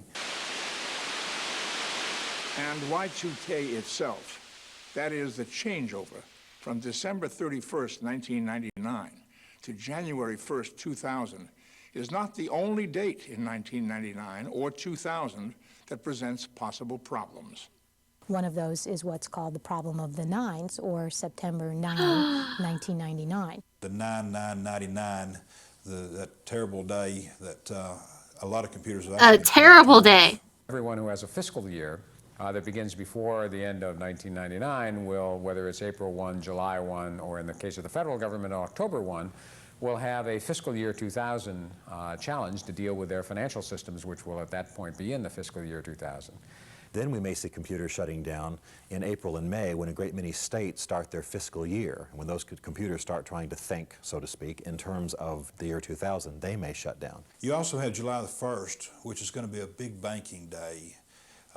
Expect the federal government to come in right in the middle of the summer and start working some banks that are not compliant. That's going to be possibly the first indicator for a lot of people. During the last few months of 1998, word about Y2K began to gradually enter the public consciousness. And now, in 1999, the seriousness of what And may now there's occur mass has spread hysteria. around the world. And we found, as people come along and say, oh, we're on great shape, we're on a great track, we're in great shape, we have everything under control, look how much compliance we've got, and then the test comes back, no, you're not. And when we think there's some hokey pokey going on, as it did in defense a year ago, where they wiped off for the next term a couple of hundred critical mission systems, and we looked at that, we said, gee, are they working that fast suddenly to clean up that mess? And no, they weren't. They just wanted to look good, so they knocked a few off. They redefined them. They said they aren't critical mission, wham, so their total went down, and which angered me in the sense of them trying to pull that stunt.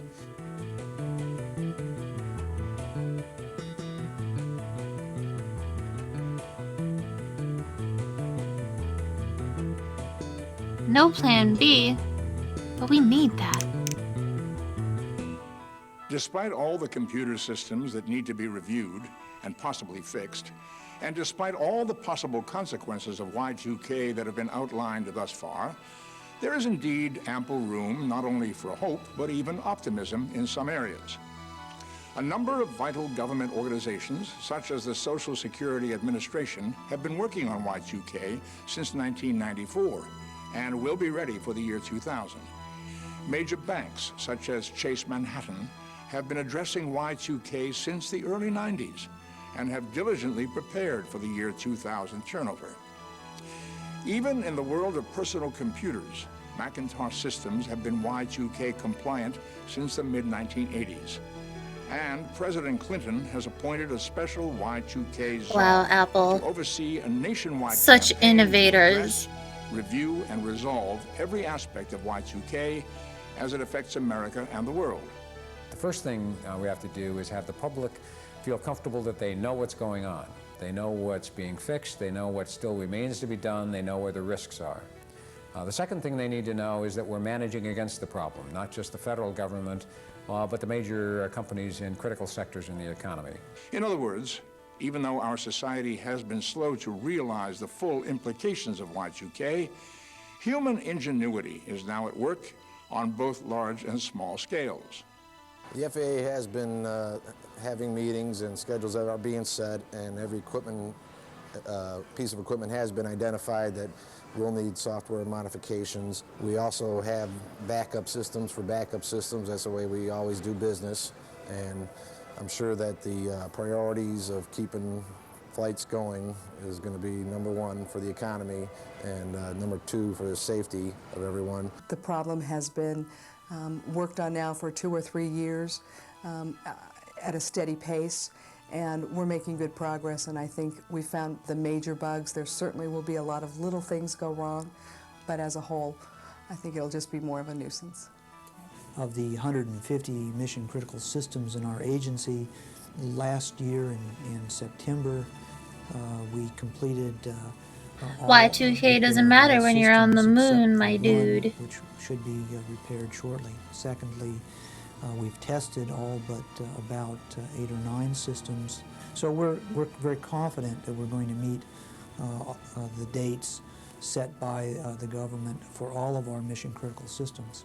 At this point, we have no indication that there's any reason for people to assume that there are going to be any major failings in power or telecommunication or financial systems. And in fact, quite the contrary, the major companies in those industries are making very strong and good progress. And that's what I believe too. I think people will pull together into this year 2000 conversion, and we'll pull together as one unit and get this done. We're doing it. We're going to survive this. Failure where there's riots and people running around Whoa. shooting each other and things like that. Dude, the people we're that just are going trying to be positive. and a year's supply of food. Give me that future taco Find a lot on a of other blueberry people with pancake. The guns fuck? in the mountains in a bad mood. So it's Can you just best eat to that stay whole in your can? community. Is This that is a what it's community supposed to problem. do? We handle it at the community level.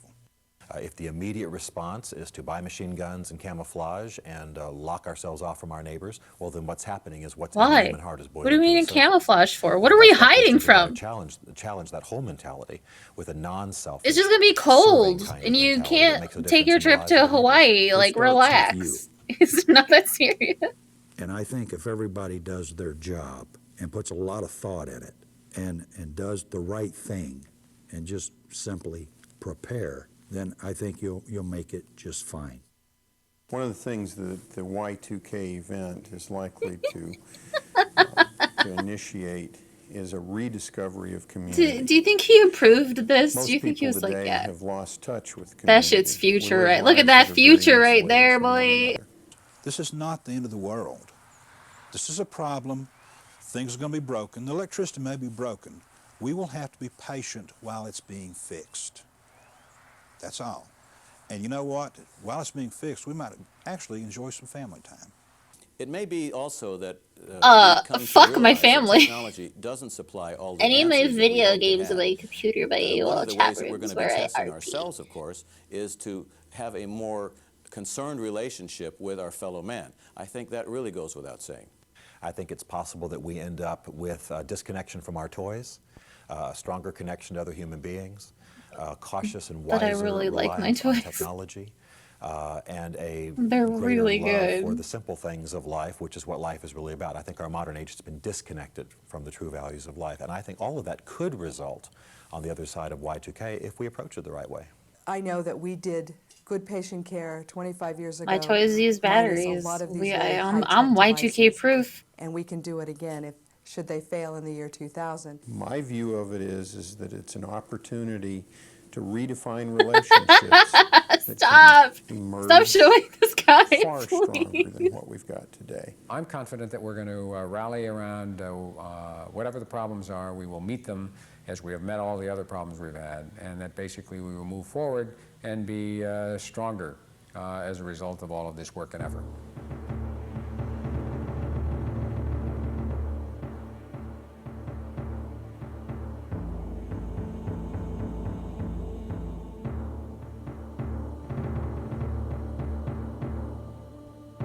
That's a long quote, and I did not read any of it. I'm By this sorry. time, in the year 1999, the term Y2K has entered the public consciousness.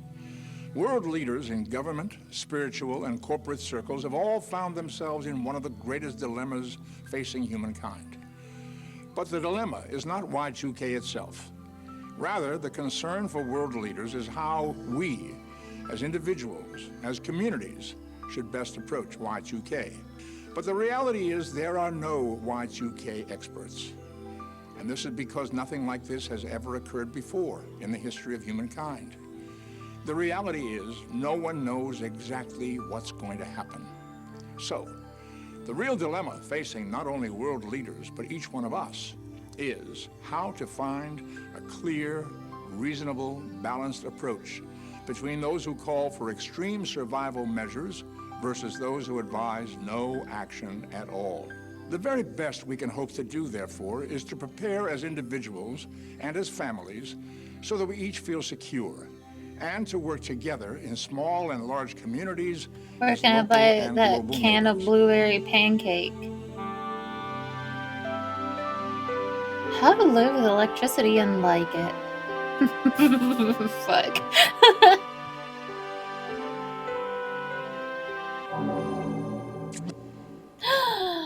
Hi, I'm Ted Wright.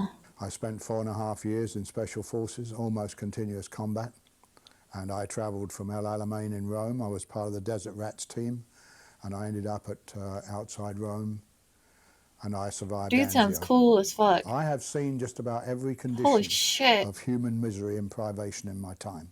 I am a family safety preparedness consultant. I've been doing what I do for 18 years. I'm happy to be a part of this team, and I hope that our message will be received positively. Concentrate on basic needs that you might have to spend a couple of weeks using those supplies before a distribution system is renewed. I think it's a very important thing for communities to have a constructive dialogue with their elected leaders and their local businesses about what their state of preparedness is and what their state of readiness is. Learn how to put a little water away. Know how much per person to put away. For a second, I thought Know those phones were just really big. how much cash you're going to need on hand, if any. Know what you're going to do. Water, and I've said it for years, is going to be a prime problem in this country with regards to fresh drinking water. He looked so It's already tiny a next to problem those now. really big It's been phones. highlighted in newspapers, periodicals, magazines have all run specials on this. Have a minimum of at least 4 weeks' water for each family member in storage as soon as possible. 1 gallon per person is accepted by FEMA and the Red Cross as the very basic requirement. So for 1 month, 30 gallons per person is your target. Other than buying water, fill that water, every my container dudes. that you use. Milk, juice, soda pop, rinse it out and fill it with fresh tap water and store containers in a cool, dark place. I have containers all over my house, all over my yard. I have them in the bedroom. I have them in the linen closet. His house is Store them, actually store them, just made store of them. containers Fresh of water. water properly stored lasts for years. The enemy of water is light and heat. We now have excellent technical advances that have resulted in very compact, portable, inexpensive That water filters bed, that we when can you're about to process our die, water just through poke a and know hole that in it it's and safe to slurp on drink up, dude. no matter how long it's been in storage. I know If you you're had. in I know you doubt, had a water filter the bed in water using a 1999. good water filter, now available in the $30 range and up. Be sure it is at least a 0.05 micron or less, because then it will filter out possible bacteria. But if you have no filter and have doubts, boil the stuff. And now let's talk about storing water for purposes How am I supposed other to than boil drinking. it? Picture this. You get up one day, you go to the bathroom, Candles you won't even discover work. you Yeah, don't have water. Y2K. You then realize you only have 1 flush per toilet. And then things are going to get nasty and unpleasant. What do you do about this? Well, ahead of time, store water in volume for this purpose. Next to the need for drinking water, need for flushing water is number 2. Fill trash cans, drums, or any large containers, no matter if they're clean or not. We're not talking about drinking water here, we're talking about toilet water. Quantity, not quality, is the order of the day. In rainy areas, put barrels under the gutter spout You do and you. you have free water. I'm gonna keep pooping. Now, in most of the manuals put out by the Red Free Cross water. and FEMA, it It's tells free. you to put a plastic trash bag in your toilet and use the toilet normally, seal the bag when it's sufficiently finished. But that is one of the most destructive things we can possibly do, and I urge everybody, as I have done for There's years, fucking do not big use old bags of plastic poop bags for your everywhere. toilet. Do it.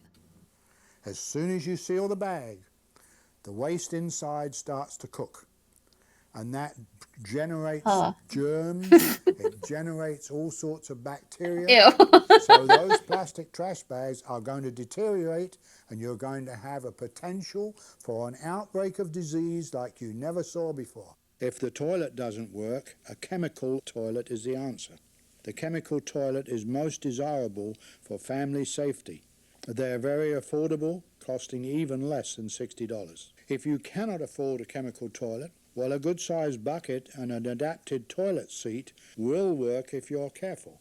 Use this toilet. Listen, and we're then fill it dying empty in down the regular fucking toilet. By observing the 1999. We reaction need of to the learn flushing all of as this you stuff so that dump we the can survive. homemade chemical toilet, you will learn how much water to keep in the bucket at all times. Under no circumstances dump the chemical toilet waste of any kind in the yard. Let's take the example of an apartment complex with 50 units in it. We have to get together. We have to put the responsibility on the owner or the management of the apartment buildings to make a communal toilet, to pull in the toilets that we see on the construction sites, etc. If people have to pay an extra $1 a month in their rent to make sure they have some toilets out there for them, like we do at expositions and ball games. If they can do it for ball games and gatherings, we can do it for an apartment complex or condominium complex. Personal hygiene is always a problem with no water. Stock up on baby wipes. Clean underarms and private areas daily with baby wipes. The next thing you want to do is really get stuff that you eat, that you're used to eating, that will last in the year Pancakes. 2000. There's Blueberry tons of pancakes. things such as tuna fish, potted meat, all kinds of potted meat products, bean products. And so we're urging that people prepare food, water, other things for about a month to 6 weeks. The other aspect of that is that we're urging people strongly not to think that they can survive this alone. This is about community. It's about networks. And so beyond about a month, you have to be networked and you have to be in community. There's no way any one family could lay aside, enough food, enough resources to survive this thing on their own.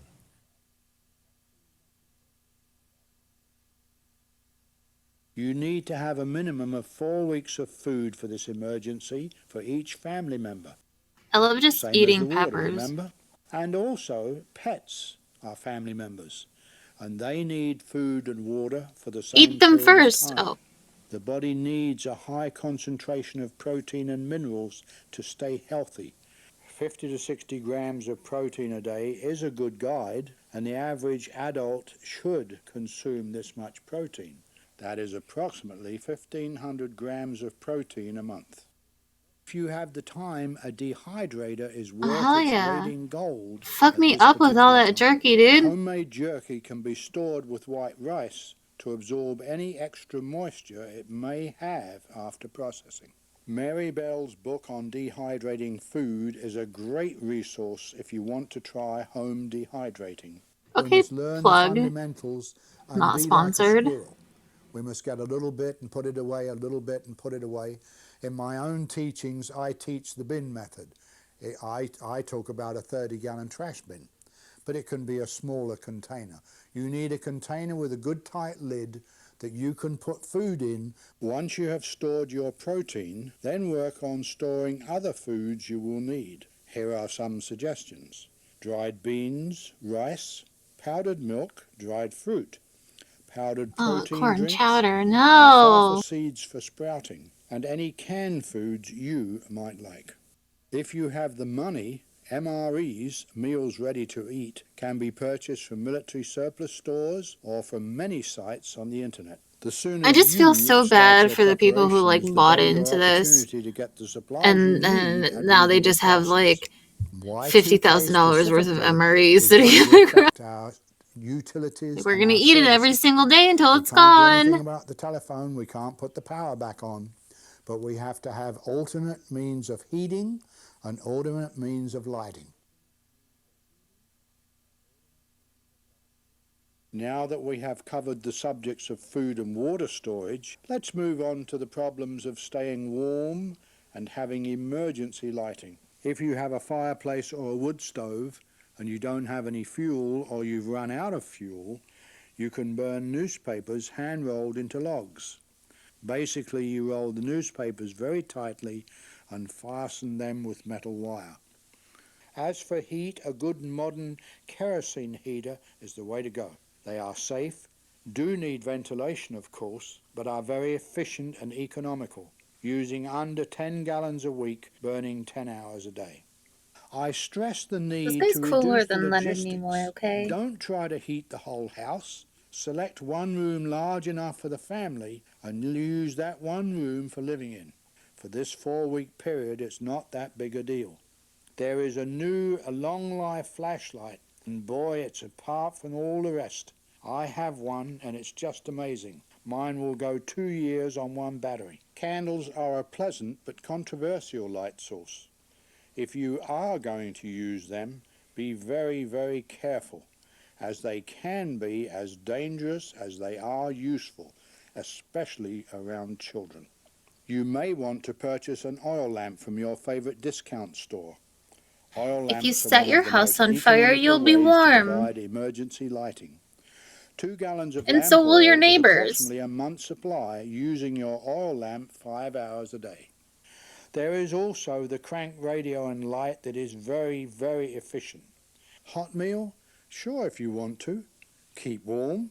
Why not in a reduced living area? Be sure to stockpile plenty of the fuels you know you'll be using, such as firewood, kerosene, lamp oil, etc. You may want to have fire starter bricks and extra lighters available. Make sure you have plenty of batteries on hand for your flashlights. If you don't already have one, a fire extinguisher. You should have a good basic first aid kit. I have urged people for years, go to your doctor and ask for an extra prescription so you can cycle your prescriptions, have a month ahead of you. No doctor will issue a prescription ahead of time. We have to change the thinking of the AMA. Make sure you have your medication through the year 2000. You'll want to make sure you get it perhaps filled in December of '99. That hopefully by 3 months from then, through January and February of 2000, as they work through the glitches, should there be a glitch, that by the time you're ready to fill your prescription in March, you'll have the computer system fixed and your medication will be available to you. And the medication problem, as far as I'm concerned, is a time bomb waiting to go off, and it's going to be very, very serious. Make sure you have enough prescription medicine to last for this period of time. You will need to talk to your doctor about this. Home remedies and herbal teas. Have a good 4-week supply of toilet paper, paper towels, lawn trash bags, diapers if you have a baby, feminine products, contact lens solution, and good personal grooming items of your choice. You will need handy tools such as duct tape, a handsaw, crowbar, I'm making hammer the and list. nails, pliers, screwdrivers, and rope. You may want to put some money aside because that you may not be able to get to your bank. Your bank may be down for a week or two, and it would be a discomfort. People may not accept checks, so having some cash might be a good idea. People don't usually understand the idea of fractional reserve banking, that when they make a deposit, only a very small portion is actually kept with the bank. Even of that deposit, only 1.2% of our total money supply is in cash. So that if everybody ran to the banks tomorrow, they'd only be getting maybe You do a penny you. on the dollar in return I'm if gonna they keep wanted it in pooping. cash. Well, that kind of information floating around in society is what's going to cause some tremendous panic, I think. Can't live without my money. It may be a good idea to have some cash on hand, although experts Take vary out all in of their your opinions. savings. By personal choice, put coin and cash away as much as you feel you are comfortable with. Get a copy of all financial records such as bank statements, mortgage statements, credit card Thanks statements, for the and bits. all important documents. Store them in a safe place. Have written proof of financial assets as much as you can. We do not recommend pulling all of your money out of the bank. Just document what is there. What do you Tell your mean? children they Twitch, don't have twitch, to worry twitch, about But I want what all you of it pay, in my Twitch, hand. because Twitch, your Twitch, family Twitch, will Twitch, be Twitch, prepared Twitch, if Twitch, the water Twitch. or electricity goes out for a few days. You do you. With children, it's very I'm gonna important keep to pooping. reassure kids that this is not the end of the world. Involve them in a meaningful way. You know, if it comes to storing a little food or, you know, putting batteries in the flashlights, Thanks for the you bits. give kids a meaningful role in the process, because Pro tip, it literally is true that don't in buy times of Monopoly if your catastrophe, power goes everyone is a out. leader at one time or another. If your child is old enough to understand Y2K and to help out around the house, That's the you need to one explain board game, Y2K just to them. avoid it. Let him help prepare. Just don't do If it. a child is not old enough to help you or understand Y2K, then don't tell them. Those kids are it'll going to be part of their bored, life but don't stoop experience. down to Monopoly. Children are pretty resilient. They'll figure this is normal. Well, Be Monopoly sure sucks, you have provided for and it your also is just, well-being and it just morale. makes you Have angry. games that require Those no bits were electricity, books, quite playing cards, good. puzzles, and crafts. These will keep you and your children happily occupied.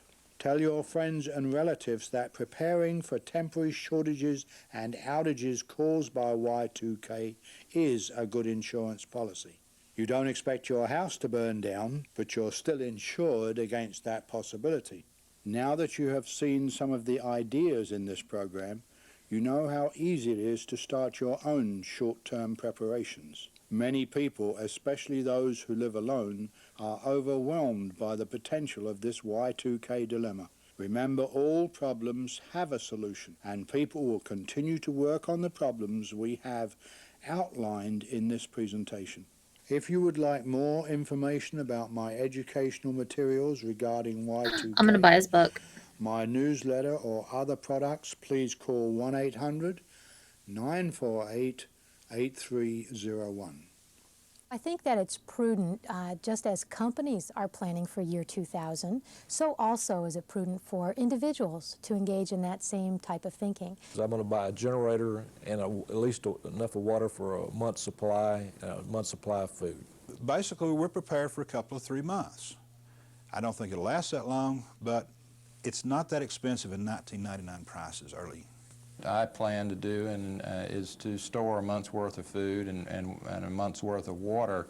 I will make my bank send me all my records. I'm keeping all my receipts for all of my medical expenses for the year 2000 or for the year 1999. Why don't you test yourself? Why don't every home test? Why not go home? Why don't you get a smaller phone, dude? Friday night, turn the box off, turn the electric off, go shut the water off, okay? Have a few bucks in your pocket. I only have 365 days to enjoy this. But it's Don't worry about it when it the happens. individual with their own reality. Whatever that reality is, it's going to face you face to face with a mirror. And in that mirror, there's going to be you. Here's a checklist to help you, your family, and your community prepare for Y2K. Do you have at least a 3-week supply of water on hand? Do you have at least a 3-week supply of food ready, primarily canned and dried foods, which are not dependent upon refrigeration for freshness? Do you have hard copies of all your important documents, such as bank statements, stocks, assets, birth certificates, and so on? Do you have emergency independent lighting, such as flashlights, kerosene lamps, oil lamps, candles, and matches? Since Y2K will happen in the dead of winter, if you live in colder climates, do you have emergency heating methods or other means to stay warm, such as a well-prepared fireplace? Just move before at least Y2K 3 weeks happens. of kindling, real or synthetic fireplace logs, as well as sleeping bags, heavy quilts, heavy coats, thick gloves, thermal underwear, and socks. Do you have backup cooking methods available, such as a kerosene camping stove, barbecue with an ample supply of charcoal, or a fireplace and cookware appropriate for an open flame? If you are continuously reliant upon prescription medicine, have you made provisions with your doctor to have at least a 3-month supply of medicine after January 1st, 2000? Likewise, if you have a medical condition which requires continuous care, have you made provisions with your doctor to make sure your necessary medical care will be uninterrupted throughout the year 2000? Do you have a first aid kit, and have you customized it for the potential needs of you and your family? If you have critical care home nursing equipment, have you checked with the seller or manufacturer to make sure that none of This the is a equipment may be long list. affected by You know what? Y2K I'll just microchip die. failure? It's fine. If you'll be pregnant in the year 2000, have you made special provisions with your doctor to ensure a smooth delivery of your newborn child? In the I'm gonna event that die telephone in a systems, satellite sexy networks, roleplay chat television, or radio temporarily on become AOL. inoperative, do you or your nearby neighbors have a ham radio as a backup for communications and to keep abreast of newsworthy developments? Have you made specific plans to secure areas? I'm gonna give that guy one last fucking electronic nut Have you contacted before your we local all phone, die. water, and power companies, both about uninterrupted service and about accurate billing statements in the year 2000? If you live in a skyscraper or other high-rise dwelling, have you and your co-tenants conferred with building management regarding backup generator for the entire building, regarding emergency provisions for heat, light, water? It's burger time. Who has time for this? Save us from Y2K, This is a long list. Have you begun organizing with family, friends, and town leaders to prepare contingency plans for the first 2 to 3 months of the year 2000, particularly regarding emergency food, water, and heat provisions? Have you made special contacts with any elderly or disabled folks to see if they could use a little help? And have you communicated with your local, county, state, and federal representatives to make sure they're doing everything in their power to prepare for Y2K?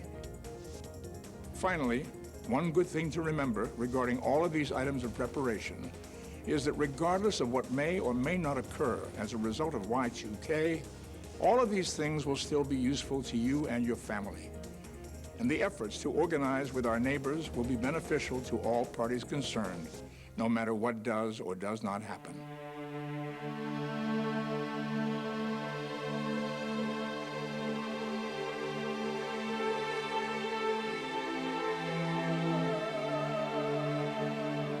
I am stressed There is out. an ancient myth of what might have been the most highly advanced civilization ever to dwell on the planet Earth.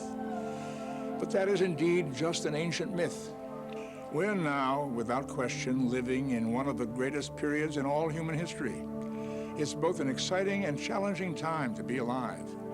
We both enjoy and are awestruck by the unbelievably rapid advancements in human ingenuity and technology. Yet, how fragile do we now find ourselves before the juggernaut of our own inventions?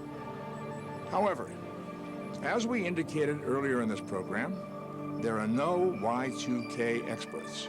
No one knows exactly what, if anything, will happen. But there is a And our Y2K czar. individual and collective response to Y2K is actually far more important than Y2K itself.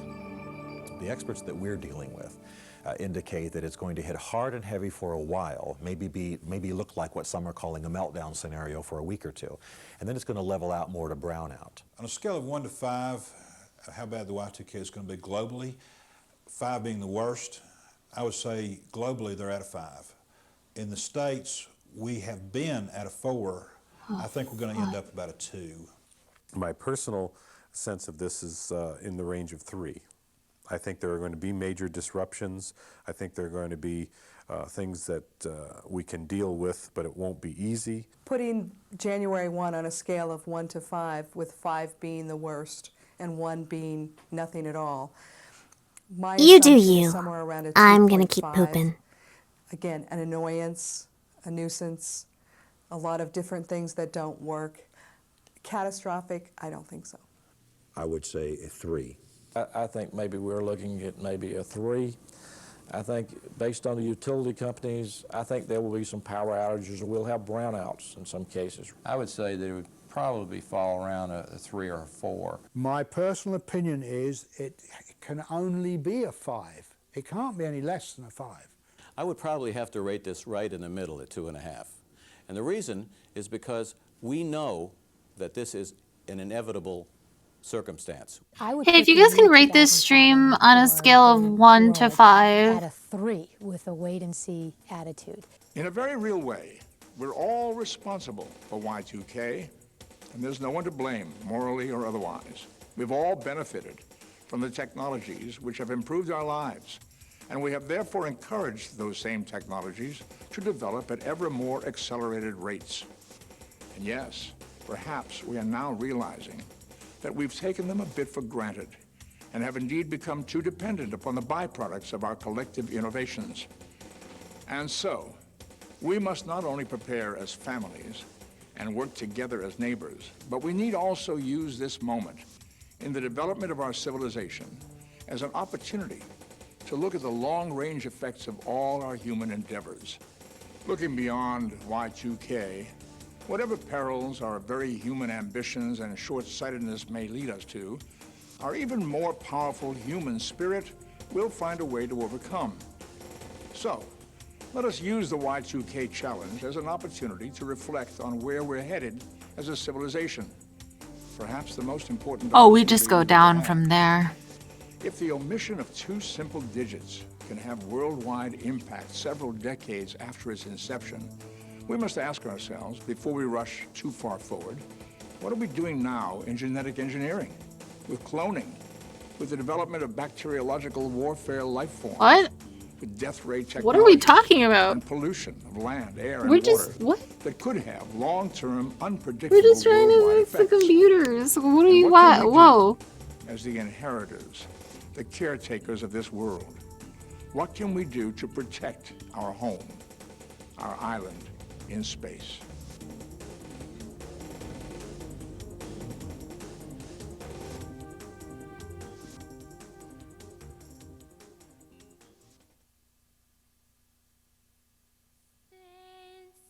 Burger good. Oh, I couldn't have asked for a better ending song.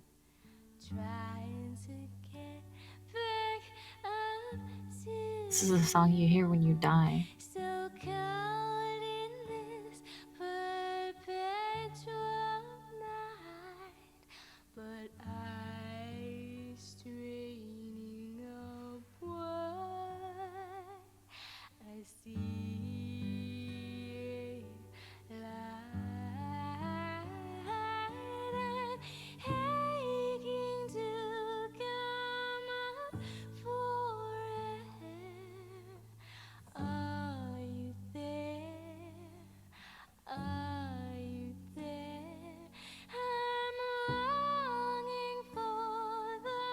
Fucking rest in peace, Earth.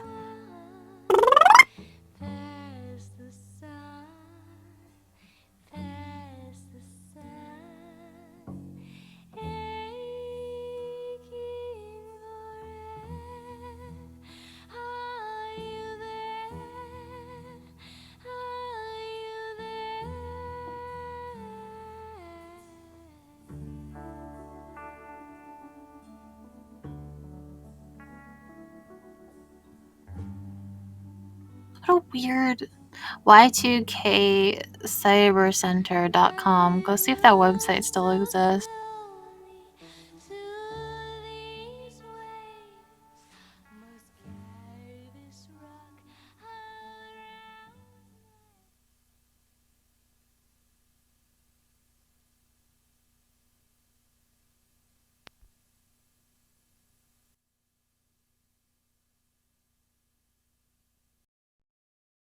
I mean, there's dogs with the rest of your life. You'll love it so much you wears a brooch to church. You'll love it more than your dishwasher.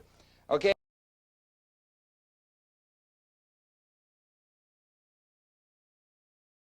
The next thing you do, I get my roughneck bucket. I put some water in. Doesn't matter whether it's hot or cold, and I'm ready to go. Now, what do I use in that water? Well, all of you are saying vinegar, vinegar, vinegar. Vinegar is not a cleaner. I mean, there's dog slobbers and there's grease. Vinegar won't cut that. We use a thing called X2161B-1000. That's what most professionals use, but translated, it's just Dawn dishwashing detergent. Amazing that this is just a miracle cleaner. I mean, 9 out of 10 window cleaners use dishwashing detergent.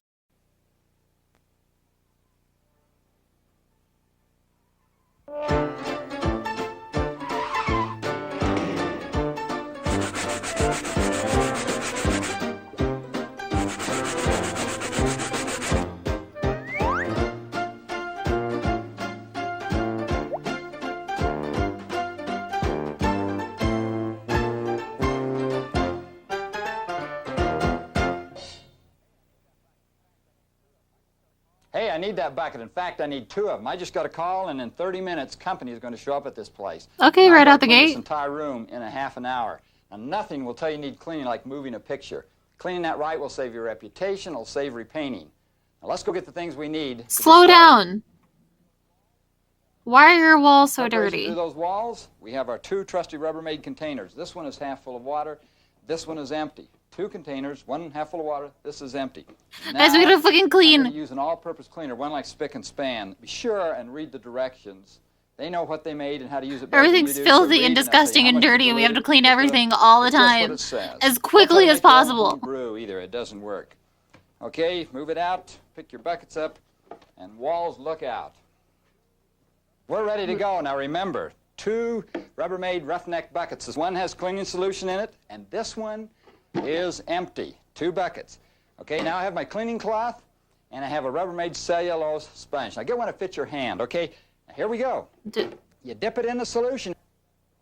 If you dip it about a 1/4 inch in like that, You can hold it above your head all day. It won't run down your arm and down your back and in your shoes. Ready to go. And on the wall I do. Now remember, I always start from the top and work down. I don't start from the bottom and work up like the old wives' tales. Now look what's happening. So that's detergent diluting that stuff and taking it off the wall. Great.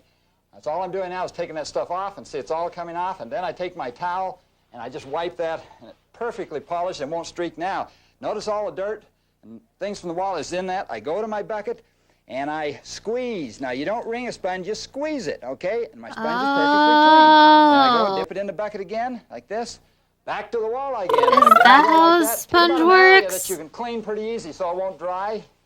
See that? See how that comes right off? Your sponge will just pick most of that dirt up. See how it takes most of the dirt off? And then you're just polishing with your towel when you finish. You still don't tell me why your walls are so dirty. Bucket. Squeeze it in there. That way your solution never gets dirty. When I finish this wall, this solution, I'll do 4 rooms in this house. It's 1 bucket of solution. This water will be perfectly clean. When I finish this house, all the dirt in the house will be in this bucket. Actually, let me drink that. Really works, and it's fast. And I just can't Probably wait. has some like mystical powers or something. Probably even quicker. Oh, the phone. Oh my god, he is so panicked. You're not going to be here for 30 more minutes? Hey, that's Oh fine. good. We'll see you then. I can clean everything in 30 minutes. Now, you know, I did the wall in 30 minutes. You didn't think I could do that. Well, I can clean this whole house almost as fast. Oh, Now, fuck yeah. that I have kind of an inner love for housework. Well, I do. I'm Don Aslett, America's #1 cleaning expert. I started a cleaning business about 34 years ago. Hired 1 student, 2 students, 20, then 100, and cleaned houses for all those years going to college. About 10 years ago, I wrote a book called Is There Life After Housework? And I'm here to tell you there is life after housework if you learn to do it easy and right. And you're watching this video to learn to do that faster, easier, better, and cheaper. And everybody keeps saying, how does everyone else do it? Well, that's how they do it. Better tools, better methods. Hey guys, are you fucking filthy and disgusting? One of the biggest problems in cleaning is waiting. Buy that book. Wait a little while, it'll get better. I mean, things start sticking when you wait. For example, the dishes, I'll do them tomorrow, the next day. If you let the dishes wait instead of doing them right after the meal, it takes longer because the food hardens. It's unhealthy because bacteria develops, which causes unpleasant odors and can attract unpleasant little bug critters. A quick and easy way to clean your dirty dishes is with Dawn, the best dishwashing liquid available for removing grease. Independent tests against other leading dishwashing But I don't liquids know found anyone Dawn to be named highly Dawn. effective for cutting through grease and cleaning Rubbermaid serve and savor containers. So Dawn is recommended by Rubbermaid. It is so good at cutting grease that you can use it as a laundry pre-treatment. In this video, I will share with you some quick ways to get the job done. Then you will have more time to do the things you want to do. Now, there are 4 basic laws to cleaning. What if I just want to clean?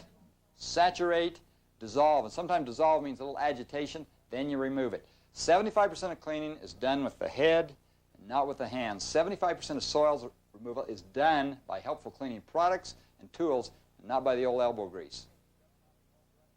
You eliminate by sweeping, dust mopping, How do I or clean brushing off my elbow grease? all dirt, gravel, crumbs, and other loose material from any surface you might be The servicing. fuck? You're wasting that Oreo. Applying the Just cleaning lick solution it. generously Just to lick the everything. surface, That was let it half an set. Oreo there. You could have ate it. It was Letting the just on liquid your and the counter. chemical You didn't need to action of the cleaner fucking loosen sweep it the up. dirt. Remove with a sponge, cleaning cloth, or squeegee, and get rid of the mushy residue. Unless you really enjoy grinding and beating and scrubbing off soils, hey, let's do it the easy way. I You know, enjoy I binding. really love spray bottles. Water is free. All of those things he Fill said. everything with All water. the All you words have to just do mashed together. is That's what I like. concentrates. Concentrates are cheap. Grinding and beating. Great Yeah. You know, one thing I really like about a spray bottle is it's great for the environment. These aerosols are really cluttering up our environment. These things can last years and years. Now, you can spray the cleaner on, and it'll wait. Wait a while. Let it do the work. Spray some more. Go feed the birds. Do anything. Let it work. Work with your head, not with your hands. Now, there's basically 4 Yeah, cleaners work that you with can your use head, in- guys. 4 separate cleaners you can use in Not spray with your hands. Neutral cleaner, like spick and span, can be used for almost any type of cleaning. It won't damage surfaces, even wood, because its pH is neutral. It's neither acid nor alkaline. A disinfectant cleaner for bathrooms, other areas needing germicidal action, but only a quaternary neutral type. It's non-toxic and won't damage most surfaces. A commercial wax stripper and degreaser for removing wax and for tough cleaning jobs where grease is a super problem. An evaporating Where do I hire a stripper alcohol-based from? cleaner for cleaning small windows, polishing mirrors, appliance, tile, chrome, and other reflective type surfaces. When using any kind of a cleaner, commercial or household, read the label. Oh, Don't come sniff or on. taste it. There was a study that showed Well, how do that I the know if it average woman smells walked around 10 miles a good? day doing housework and related housework. I bet you could believe that, couldn't you? One of the reasons is because her stuff is spread all over. Isn't this a great idea? Find a place like this and a nice convenient hanger to do that right into your sink so you have everything right where you need it. Now we're going to do windows. Look at this. I have my Rubbermaid bucket. I have my squeegee. I have my cellulose cloth, my sponge, and my dishwashing liquid. We're ready for those windows. We're out of here. How many of you just love to clean windows? Well, the reason you don't is because we're still cleaning them anciently. We buy this window cleaner that guarantees, and we spray it on, and we go, snort. Man, and we say, this is almost a moral experience. We spray some more on, and away we go, and everything else. Then the sun comes up. What do you have? Streaks. And Oh, we read on the can, no. no streaks. We try it again, and Not again, it doesn't work. This streaks. stuff makes windows thicker, and it leaves a grease film on windows. It does not work. Get rid of your aerosols. Helps the environment. It will help you clean windows. Okay, how many have ever seen one of these before? He's inhaled a tried one of lot these of like different How many of you chemicals. had great luck with one of these before. Well, the reason you didn't, I you think didn't that have one of explains these. his energy. You had one of these. This is not a squeegee. This is a communist conspiracy to ruin American housewives. This thing was made to What? jump down the bed and lead the music and scratch your back. This will not. I don't think it's that Windows. serious. Chuck that thing. You got your squeegee, you can go down to Janitor Supply Store for about $9, get one of these. It will last you probably the rest of your life. You'll love it so much you wear as a brooch to church. You'll love it more than your dishwasher. Okay, the next thing you do, I get my roughneck bucket, I put some water in, doesn't matter whether it's hot or cold, and I'm ready to go. Now, what do I use in that water? Well, all of you are saying, vinegar, vinegar, vinegar. Vinegar is not a cleaner. I mean, there's dog slobbers and there's grease. Vinegar won't cut that. We use a thing called X2161B-1000. That's what most professionals use, but translated, it's just Dawn dishwashing detergent. Amazing that this is just guy a got miracle paid cleaner. so I mean, 9 much out of 10 money window cleaners use from dishwashing Dawn. detergent. Now, there's a real interest in here of what makes it work. Well, the big reason is it doesn't work very well is that most of us say if a little does well, a lot will do better. That's like saying if a teaspoon of baking soda makes your biscuits raise up, put a cup in there and those hummers will really come up. So we take the lid, go glug, glug, glug, glug, glug, glug. Did glug, he glug, just glug, tell me to put Dawn in my you know, and all these biscuits? suds come up. Wrong. That's what's been your problem. You open this lid up just a tiny bit and you use just a snort or a snidge bit, as we call it, just a touch. In fact, A this one snidge little bit? quart of Dawn will last you probably 25 years to do your window, okay, because it's a degreaser. Okay, you've mixed it up, your solution's ready to go. Now, before we start, let me show you one more thing. If your squeegee has been the reason is the blade is dry. Now, I can use a cloth or I can use my cellulose cloth, my Rubbermaid cellulose cloth, and you can dampen this. Okay, dampen it in the water and wring it out, and then you wipe your squeegee blade, which lubricates it, and the squeegee goes and really skids along quick. Okay, you can put the water on the window, super easy with a sponge, or I prefer using You know the what? window on. Here we go. I'm We're cleaning talking about tomorrow. this big giant window. I need this We're talking energy in 3 my seconds. life. Now see this dishwashing liquid has set on there. It's a degreaser, so it's cutting the surfactants are cutting the grease, all that stuff. Now don't pull the squeegee down, because if you do, you get a big streak. Wipe it once and lean the squeegee off the window like this. See this? And go right across the top and clean a dry area. See what I did? I got rid of all those drips. Wiped it, went right across the top. It's perfectly dry. Then with my cellulose cloth, I wipe my squeegee blade, put it in a dry area, and down I come. Perfect, not a streak. Quick as a cat. You just can't believe what that will do. Don't worry about any little stuff that's left on there. My It's God. diluted your detergent. It'll dry and you'll never see it. I just like that Dry. maybe his neighbors are Window's just clean. constantly Okay, that seeing him window at this is perfect. window. If you have a giant Like at least 100 times a day. coming fast, we're talking about seconds. Here we go again. I mean, we're talking about They're like, window good old prep. Don is just Squeeze it down like that. cleaning his window You're gonna enjoy again. this. Should we go Across help the top, him? Should we pull him down with your away? squeegee. Now look at this. This is called fanning. You can do it. Put it on your window. Go da da da da dump, da dump, da dump, da da. See what you get your aerobics in. You can quit aerobic class because you can just do that. One ways right across the bottom. The windows are clean. If you have a little drop left on your windows, use your bare hands. The grease and oil is out of your hands now. You can take your bare hand and you go and get any little drop out. Really psychs out your neighbors. Any little areas along the edge. Oh, I'm leave it. sure they're very No one will psyched ever out. see it. Man, now I can see my outside inside. Let's go get the rest of the house. And now for the eternal question of cleaning. Do you dust or do you vacuum first? You're right, you dust. The reason you dust first is because remember all those little pieces of lint and pieces of plant, bug bodies, and fingernails people hide that are big chunks of stuff. You knock those off. I love before you hiding dust my and fingernails in my vacuum them house. later. Now, I love for dusting 2 different tools, my Rubbermaid acrylic static attract duster and my Maslin cloth. And another thing I've learned to do while dusting is His house sounds like just like a the 3-foot nightmare level. escape. We seldom dust There's low. dirt Look on at the this walls, baseboard, for example, and fingernails brush hidden that in the like that. plants, Look how just that picks bugs that off. everywhere. Look at that. It really is amazing how much dust you'll pick off low, and it holds it. It isn't like a feather duster. You know, a feather duster flips it all over. This stuff holds it, and you got it when you go. Okay, now use your judgment. Go up on top of the pictures and get those and get the bottom. And this is why these little static attract things are so good. Look what they do. They get right down in and they knock all that stuff off. All those bug bodies, remember, they're all off. And away you go. You can just hit areas to dust. And my favorite is that, you know, a house gets 40 pounds of dust and dirt a year. 40 pounds. And most of it's floating around. It gets with the cooking oil and it sticks. So before it sticks, you've all seen your vents. See these vents right up here like that? Nothing beats the acrylic static attract duster to get those because it has more static than the vent. Now, they hit both ways. See, go both ways like this, back and forth, back and forth. Now it isn't there. It's here. And this long-lasting problem of the mini blinds, or the Venetian blinds, that stuff will get on. It sticks like glue, doesn't it? Hit that pretty often. That's all you have to do. The duster is picking it up all the way up and down. And the cobwebs. You don't see any there, do you, anymore? It got them. It's captured them. All the areas you can come across like that. But the spiders' houses. You've got it, man. It's with you all the way. Everything you see high. You hardly have to get a ladder. 5 or 6 minutes. And if you want to be further enlightened, there you go. You just go around the top of the light. You've picked it all off. Now that we've intelligently captured most of the dust, the bug bodies and all the stuff that ends up on your carpet, it's time for the vacuum. Now, you know, vacuums are your personal choice, and I just love an upright. You know, those cancers like dragging a dead pig through the house to me, but whatever you choose is okay, but learn to vacuum a few intelligent ways. And one thing is, you can't believe, folks, what people will vacuum over.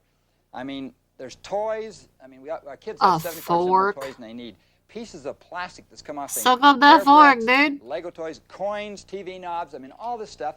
We think that if the vacuum is big enough, we can get over it. It's fair game. Wrong. It ruins your vacuum. I have found, believe it or not, forks. I haven't found a hammer yet, but I found forks in vacuum cleaners. So clean all the heavy debris, put it in your pocket, or set it aside.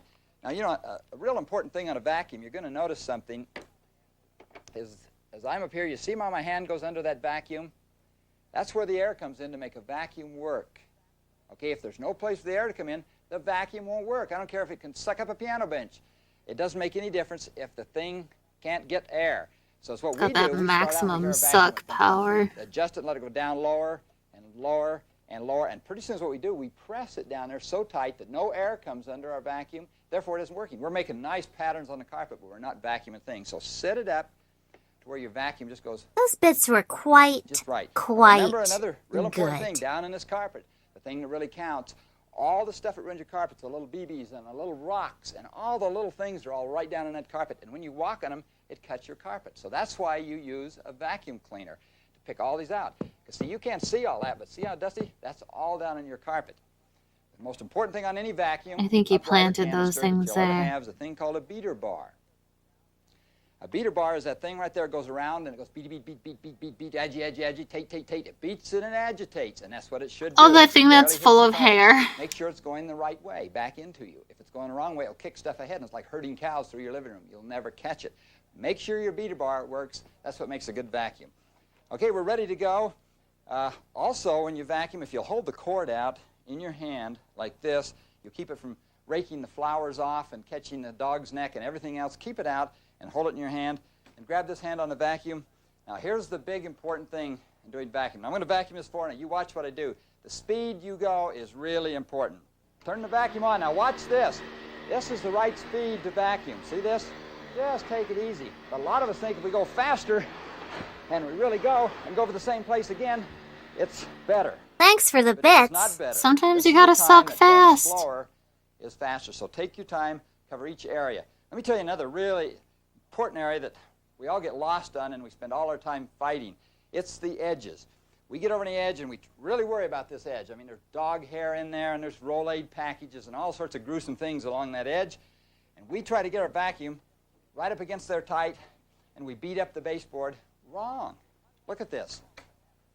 See, try to walk up close to the wall and look what happens. Your arm gets in the way. You can't get any closer to the wall than that unless you're a weirdo and you walk along you know, walls like that. The boarders Yeah, don't treat, I like to we're rub my sneaking in, dick walk on the along the edge wall. of the wall. What we find out we do, and only once every 3 months, whatever you get the dust in your house, a nice angler, and I love nylon brooms. Okay, an angler, got the angler broom, just hit that before you vacuum. See that, how that goes? Man, that thing is just clean. Oh, and look nice. at this It's a guy's non-dependable bits. area, you see? It doesn't stink or doesn't smell, just sweep it, and then vacuum your carpet, and it will really happen. Let me tell you another thing that we don't think about vacuuming sometimes. We get the carpet, but remember, this seat gets a lot of dust and everything on it. How do you vacuum that? The very same way. Lift your vacuum up as you're going along and go across the top of your upholstery. Yes, you vacuum upholstery. That beater bar will beat the dust out of it. It takes just 1 or 2 times, and you'll have a real clean set of upholstery, and you'll have the dust off that, off the floor. Okay, if you just put those few adjustments on vacuuming I've just showed you, your vacuum will cut I'm down about exhausted. 30%. Those bits were quite, No matter how much you vacuum, quite how loyal you are, and good. how regular you are and everything else, your carpet's gradually going to get dirty, and it's a time that we have to shampoo the carpet. Now, I've heard an old saying that says, never shampoo your carpet once, because if you do, it'll get dirtier faster next time.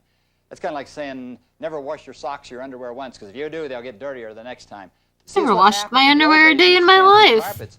We left a lot of water and soap and stuff in the carpet. We couldn't recover it. We didn't have extraction, and therefore it was sticky. You'd pull stuff off your shoes. I mean, your kids would stick to it. That isn't so today. We have new carpet cleaners that work a lot better than that. In fact, You do folks, you. if I was going to do my carpet I'm cleaning gonna keep shampooing, I'd probably pooping. call a professional. And I would check somebody who'd been in business about 5 years and make them give you a bid on there and have them do hot water extraction. It cleans carpets really well. If you're going to do it yourself, which 70% of people still clean their own carpets, you're going to the grocery store, let me give you one professional bit of advice that will really help you. I dilute a little Dawn dishwashing liquid in Fucking great Dawn. detergent to clean. Put a little tiny bit in a bottle. What make a spray can't bottle. Dawn do? Doing a thing called pre-spraying. Now, you know all that grease on top of your refrigerator? You know when you try to clean it, rolls up like little mouse droppings? That's all over your rug and all over your kitchen floor. That's why your shoes stick to the floor sometime and you can't make it through. It's what you got to do is release that so it'll be picked up easy. So adjust your nozzle to a mist. Okay, we adjust it. And then go right over your floor and just pre-spray. Now, see what's happening? That stuff is just wetting the top of that airborne grease. Just moisten that. And when you get through, 5 minutes time, Shoot the grease out of the the air. whole carpet, it'll clean it 50% better. Because now when your extractor comes over, it'll just wash it out because it's dissolved. Do that. I promise your carpets will be so nice, everybody will want to sit on the carpets instead of your couches. Let's get the rest of it. The floors, more than any place in your house, reflect the overall beauty and the cleanliness level of your house. You know, you've gone downtown and seen the banks, the supermarket that just seem to glow and beautiful shine. Yours can be exactly like that if you use some professional techniques, and you can do it with some home tools. Now, there's some labor-saving, long-handled cleaning tools. Oh, I It's a just super need investment. I recommend 65 having several, mops like and good brooms, 15 dust different mop, sponge mop, brooms a wet and- mop, even a good mop bucket. And when you look at a floor like this, you can really make a choice, like brooms. I mean, there's a lot of ways you can go. I happen to like the flagged end, or you call them split tips, kind of a magnet. And I don't know, they're just strong, and they get these Cheerios that are glued down to the floor, you know. And these Why are you apricot gluing seeds and all this Cheerios other to your stuff. ground, dude? And you can actually sweep the That's floor. your We've all done that problem. a lot. But Your if you floors pull would be it nice if towards you like weren't this, super gluing Cheerios that's to why the I like a ground. strong nylon broom. When you get there, always keep with your dustpan, by the way, folks, always keep, there's an important thing you have, is keep a little what we call a counter brush with your dustpan. That's for the little final kick like that, where the brooms, you know how they always spread it around like that? Look at that, every crumb. Take it over, and we can get rid of it. Now, just in case you want to use what is a favorite also is a dust mop. Now, dust mops are just great to use in the house. I mean, just great. There's one thing we don't do, we forget that we need to treat these dust mops. And the way to treat a dust mop is, I just use plain old furniture polish or Indust or one of them, and you just spray. See what you do like that? You just spray it like that. Now, be pretty generous with that, okay? But now don't use it. Once you're through, don't use that, or you'll grease up your floor and you'll fall. Leave it. Take a plastic wanna bag go ice skating, over the top of though. that like that, and leave it all night. Okay, have you got that? When you come back in the morning, all of that furniture polish will be permeated all the way through those fabrics, and man, it'll just clean your floor like mad. Let me tell you another thing not to do. Once your dust mop is in good working order, never lean it against the wall to store it. You're going to have a dust mop Rembrandt on your wall. And never set it down on a floor, because a lot of times it'll suck the polish out. So always store your dust mop back. You always have one of your little Rubbermaid hangers just perfect to do this. Okay, you got your dust mop ready. Let's put it back in here so it can be ready to go in the morning when we're ready to use it. Now, you know you have your choice After you sweep a floor after a while, it gets kind of what we call a buildup on it. You know, floor gets a real bad buildup, and your shoes kind of start sticking to the floor a little bit, and you wonder, man, I got to get this off. Plain water won't do it. So something you have to do is mix up a little solution in a bucket. Now, for some reason, I found that something like neutral cleaner, like Spick and Span, just put a little tiny bit in some water like that. You don't need very much because we're just going to do what we call damp mopping, okay? I'm Now, what to mesmerized. select from? I think, man, I'll select a tool like this. I kind of like these sponge mops for the small houses, okay? Set a broom out of the way. Now, damp mop Like, means what's not the the floors opposite of necessarily, but the mop is ASMR? damp. Because I know people really enjoy that things you stuff do when in a it's damp all mop. nice and quiet. Here's I the love big listening to this guy mistake talk most people really make. They go over it fast once and it looks clean, and they about say, clean.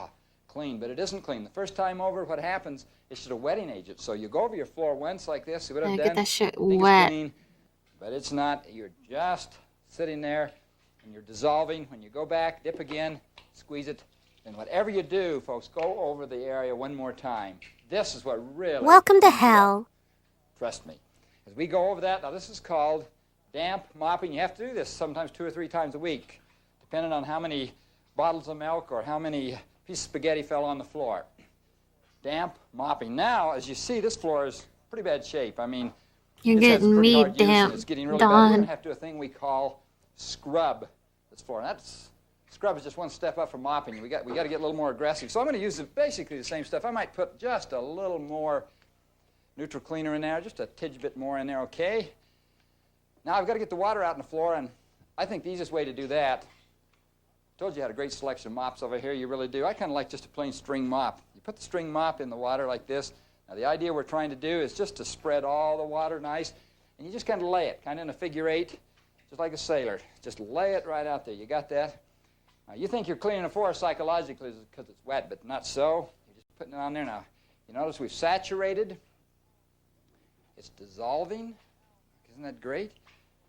Now, generally, a lot of floors, you could just pick it up, but not this one. This is pretty solid, so we have to do a thing we call scrub this floor. And again, I'm going back to this nice Rubbermaid scrubbing strip mop. Look at that. There's a nice little strip on there, a little nylon. I just love nylon. It's so much better brushing. It's just a nylon scrubby, and I'm ready to go. When I go out on the floor, there I go. I take that little nylon, and here I go. I knock those little, see that Cheerio come up? Right up there, dead ant. He's up. There's nothing Okay, there's a there, raisin. He's Don. up. See, as you go around, get close to the edge, keep pulling it up like that. It's called scrubbing the floor. A lot of satisfaction in doing this, you're going to find out. It doesn't take very long, and notice something. I haven't got on my knees yet. Everything, that's the great thing about having Yeah, long-handled you'll get tools there, like Don. this. Don't worry about They it. always say never trust a maid with clean knees. Well, you're going to have clean knees from now on. You can really trust them, all right? Now, when we get to this point, this is where the work starts, because there's all these smashed apricots and coat slobbers, and everything's in that floor, and you got to mop it. Wrong. Who's just The quick way to do it stomping now, on apricots in their fucking sit out here. kitchen? I get a tool He's that got I use a a weird long time as a house. professional, a squeegee. Yep, you squeegee your floors. I mean, it's so quick and it's so easy. Look at that. Cleans your floor and just leaves it perfectly clean. Just reach with your squeegee, hit it once. So squeegee, hit it once. Now you see what's happened? All of that dirty, filthy water, all of that gunk. It's just kind of look like pig swill. There it all is. Now suddenly, you've got here in a corner a whole pile of gunk. Now what do you do with this? Somebody says, squeegee down your heat vent. No, I had a lady in Las Vegas once say, I pick it up with my turkey baster. But wrong. The easy way to get it up, and I'll tell you, my little Rubbermaid dustpan is the neatest thing I have ever seen. Look at this. One swipe of that thing, you've taken almost every bit of that dirt right up. You haven't had to get down in the dirt. Dude. I love this little roller mop. I dip that down in, that little roller mop down in there, and you can just take all the rest of that stuff right up, just absorb that stuff, and the floor's all clean. Now, after I get the floor all cleaned, it looks really great, but you know the alkalinity in the stripper has left a little film on there. So I'm going to get my roller mop again, and you see how this works? I'm going to take a little bucket of plain water, and I'm going to put a little vinegar in this water. Stick my roller mop in there. But he said vinegar Vinegar's not bad. cleaner, but it's a rinsing agent. Don, what's Roll it going out like on? this, and then I'm just going to basically go right over this floor, and that vinegar water will neutralize that floor, which makes the wax just stick on there like glue, and it won't peel off, and it won't powder, and it won't yellow, and it'll just stay right in there. You see what? I swept it, and I scrubbed it, and we squeegeed it off, and then we rinsed it. And I'm telling you, that floor is clean, and that floor is ready now to put some protection Ready on. to be fucked A up. lot of people say, well, I have a no-wax floor. Well, a no-wax floor is like a no-wash dish. It doesn't exist. All floors need a finish on them, and here's what a finish is. When you put wax or finish, it's just like putting a membrane down on your floor, so when you get black marks and chair marks and everything else, you can clean them off the top of the wax, and they don't get on the floor. You ever notice how your floor, when you get a black mark, you take it off and you always have those dull spots on there? You're going to prevent that. You're going to wax it. To wax the floor, it's by some plain ordinary wax, and I would probably go get one of my little sponges, clean it out really well, and I just pour my wax on the floor, and I would apply my wax just like you were damp mopping, really careful. Now remember something, this edge is a bad place. It gets a buildup. You can't walk any closer to the edge than this, remember that? So one light coat on the edge, and then the rest of the wax, hold back like this away from it, and your floors, I'm telling you, your floors will be gorgeous. And if you got other floors in your house, you know, this happens to be a tile floor, a linoleum floor, a vinyl floor. I need to I treat buy them all the so same, many even wood mops. floors. You know, I wood's don't a have great enough money for product. It this. won't hurt wood if it's only on there just for a minute. Look how So many you can buckets damp he's mop got. this, you put finish, you can do a lot of things with wood, but just don't let it set a long time till it soaks in. Treat all your floors that Don, way. can I get your Tell you, when fucking people come to your Rubbermaid house, discount? I mean, man, you can have everything looking bad, but if those floors shine, they say, wow, this is great. We love to be here. Since we're here in the kitchen, this would be a good time to show you how to clean your appliances quicker and easier. Take a minute every day to whisk off your appliances, and you'll save hours of drudgery. But to get them clean the first time, if you've been neglecting the job, here's a smart and fast way. And here's my advice. Don't use abrasive scouring cleaners, metal scrapers, or harsh steel wool, or abrasive nylon scouring pads on your appliance. These will damage enamels, stainless steel, and plastic surfaces. Use a solution of heavy-duty cleaner or a grease cutter in a spray bottle. A non-abrasive gentle action scrubber and a drying towel will remove the scum. To clean under and behind appliance, just use a Rubbermaid puff duster or a banister brush, but unplug the appliance first, strictly as a precautionary measure. For stoves, take the burner pans out and put them in hot sudsy water while you clean the rest of the appliance. Clean the top, back, and sides of your stove. Be sure to rinse the pad well in hot water, or the greasy lumps will harden it. For your ovens, apply oven cleaner and then wait. Important to wait. Let it work. After the gunk is loose, wipe it off with a paper towel because it's real gunky. If it all doesn't come off, Are you don't start serious? scrubbing. Just apply another coat of oven cleaner and wait longer. It will loosen the rest, and you can take it out, wipe that out with a towel. Be sure to put on your Rubbermaid rubber gloves and make sure there's plenty of ventilation. For refrigerators and freezers, first unplug the unit and then empty it. Then mix 3 ounces of ammonia and disinfectant cleaner to 3 gallons of water in a bucket. Using a soft version of the Rubbermaid scrubber, the white nylon. Oh, that's a big wash the donation. Thank interior, you. Sponging off the hardened food, and then buff dry with an absorbent cloth. For stove hoods and exhaust vents, you should first check the manufacturer's Those bits were instructions if there is any. quite Take off the grill and filter good. and unplug the unit. Then soak it in hot sudsy water for as long as it takes to dissolve the grease. Clean off the sticky, fuzzy grease with a paper towel and with a spray degreaser. Be careful not to wet anything electrical or spray anything up into the motor. Dry everything thoroughly, replace or clean any filters there may be, and reassemble. There. Now just a wipe with a diluted detergent on Well, that was cellulose fast. sponge every day will keep them gleaming. The proper tools and supplies are again important when we go into another area of the house, the bathroom. Oh, no. Secret to bathroom cleaning is to watch the hotel and motel maids. You know, they do those things in 3.5 minutes, and they have that little cart, and you've always enviously looked at that as it's rolled in there with all those goodies in there that cleans with. You can have the very same thing in your own house. At my house, I have this little Rubbermaid carry caddy, just as neat as a pin in my bathroom. It's got all the parts I need to clean my bathroom in 3.5 minutes. Here's my bowl cleaner in a safe caddy with a little swab on it right there, ready to go.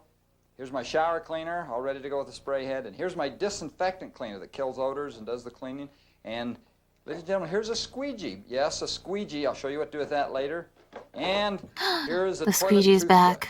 Yes, a toilet Ew, don't touch that with your toothbrush. Great hands. tool.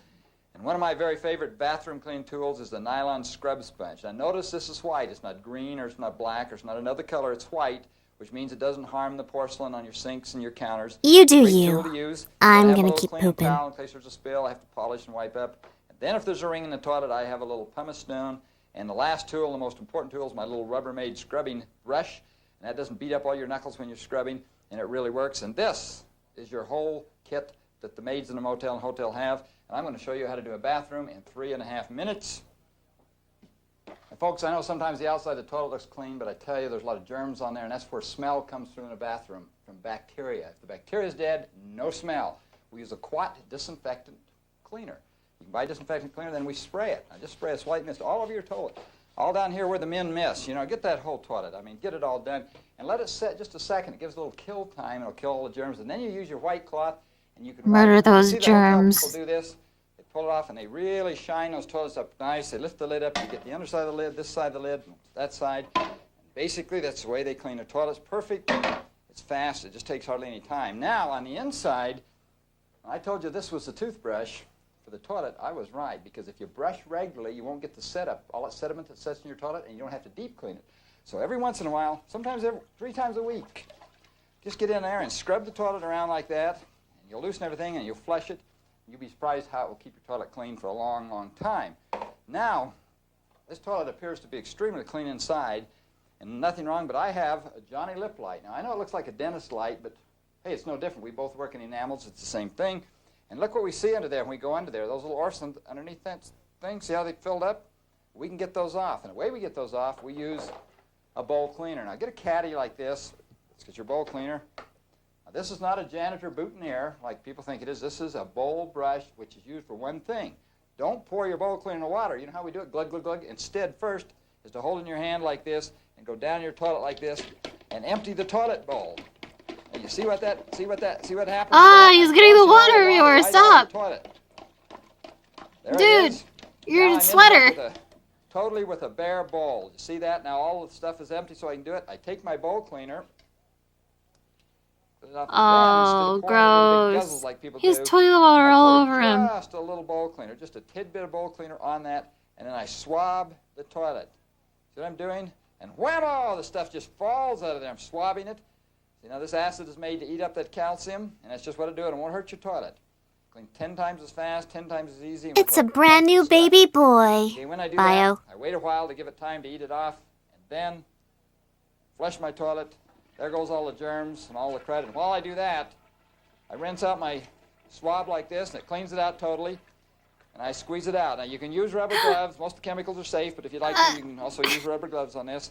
You shake it off, and in 2 minutes, your toilet is clean, and he's nasty as fuck, dude.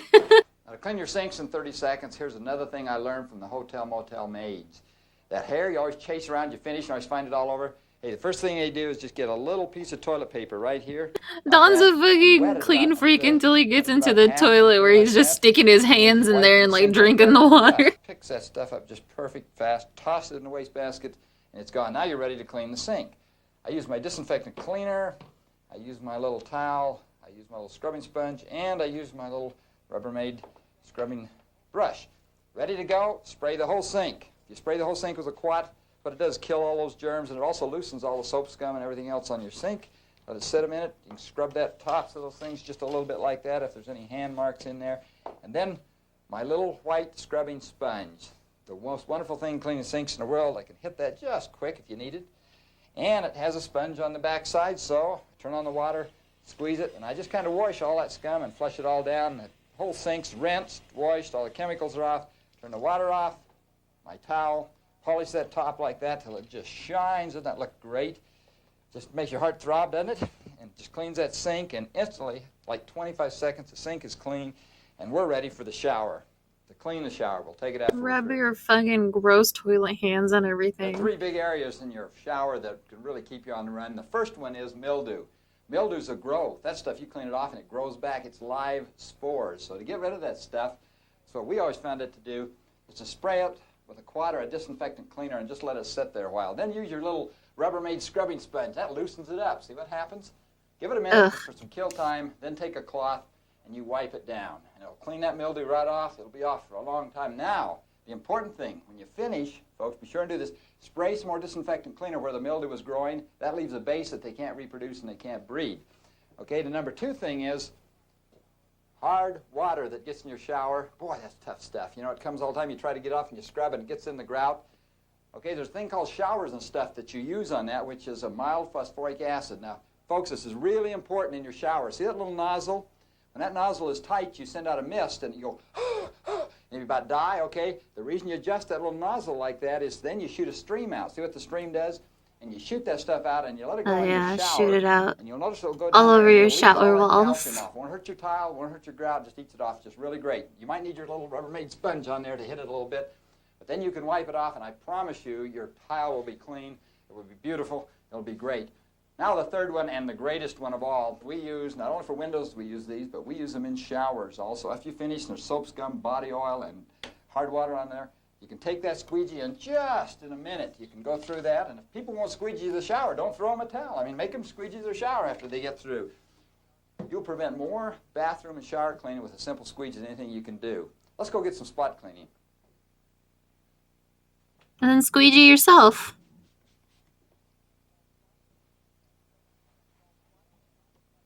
This is called spot cleaning. This is my favorite. All I need is a cellulose cloth and some all-purpose cleaner and a spray bottle.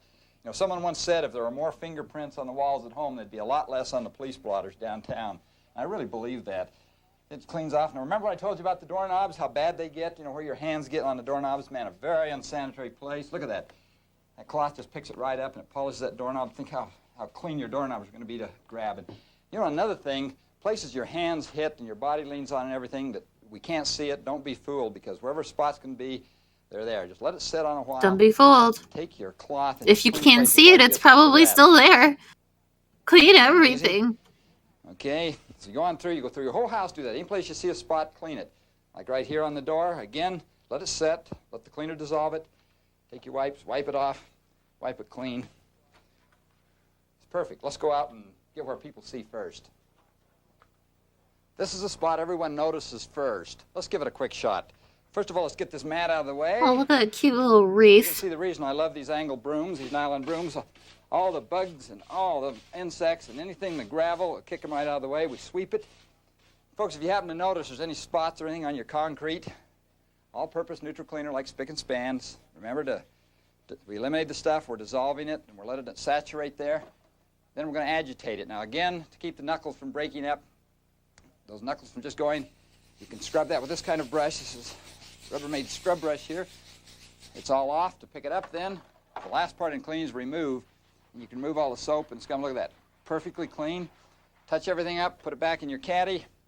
I didn't notice a spot there before, but if you say so, I'll believe you. 75% of dirt that comes in your house comes in through the front door. Good mats, you'll prevent dirt from coming in. Almost a third of housework will be gone for good. Speaking of housework, let's get in and get the rest of it. Folks, your houses are made to live in, not live for. And if you can clean them faster, you're going to enjoy them so much better. And you can if you got better equipment, better supplies, better tools, and a good attitude. Now, you've made tremendous progress in learning how to clean a house quicker, easier, better, and cheaper. And we're all done. Yay! Just in time. Here they come. Goodbye and good cleaning.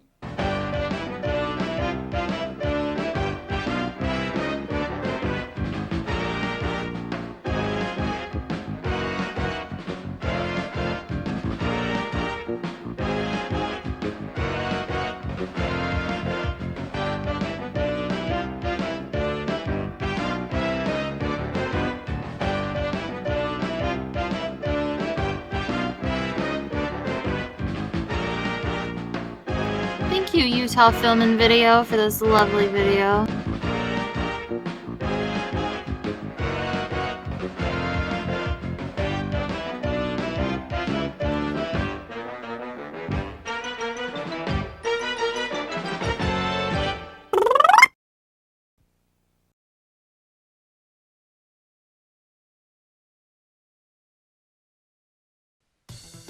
I can't wait to fucking clean my entire house.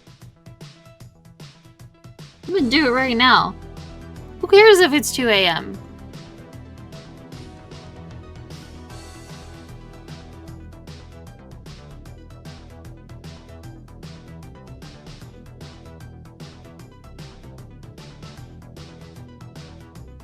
Fresh bits! We've learned a lot today.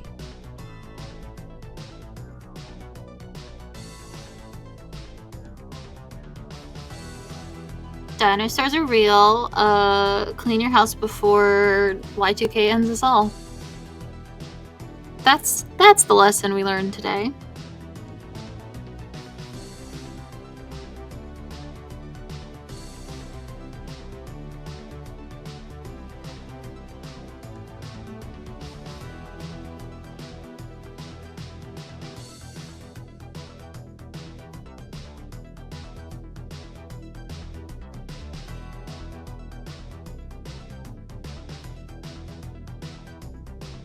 Well, I hope you guys had fun.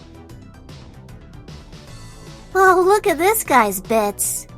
It was a pleasure hanging out with most of you.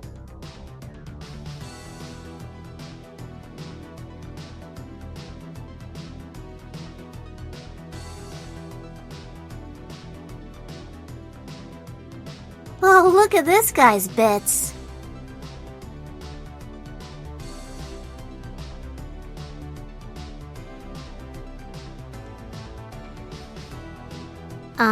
Yeah. Hope you guys have a really good.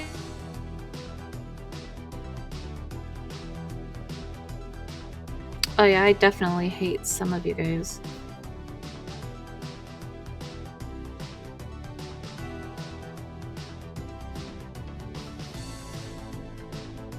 Night, everybody. Go clean your house. Stop being disgusting and dirty. Go buy all the Rubbermaid products and some Dawn dish soap and clean your house. If you clean your house, I'll like you more.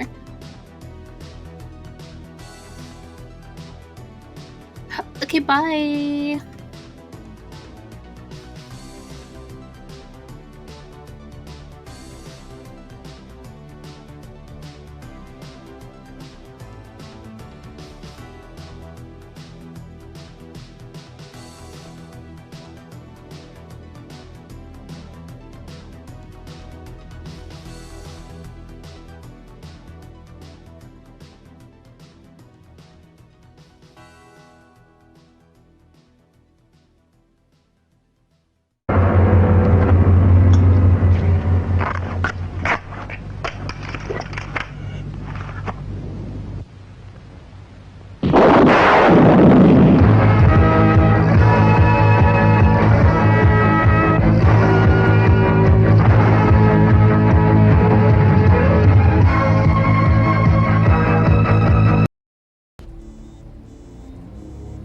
Son, I really think you should push the button.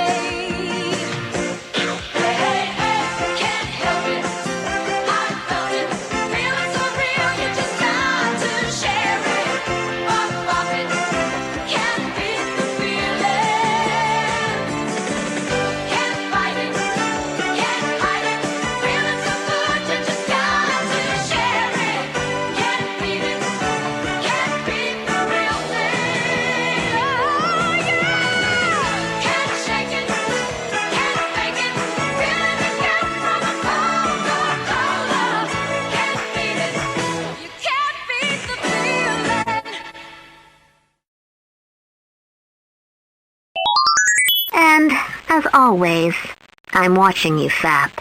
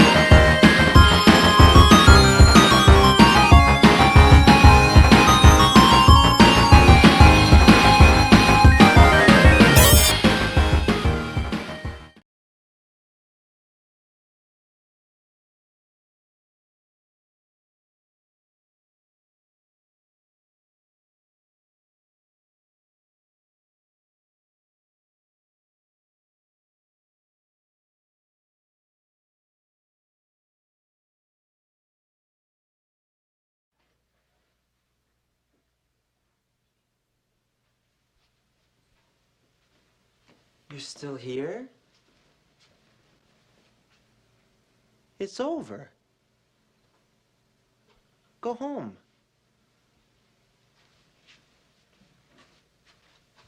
Go.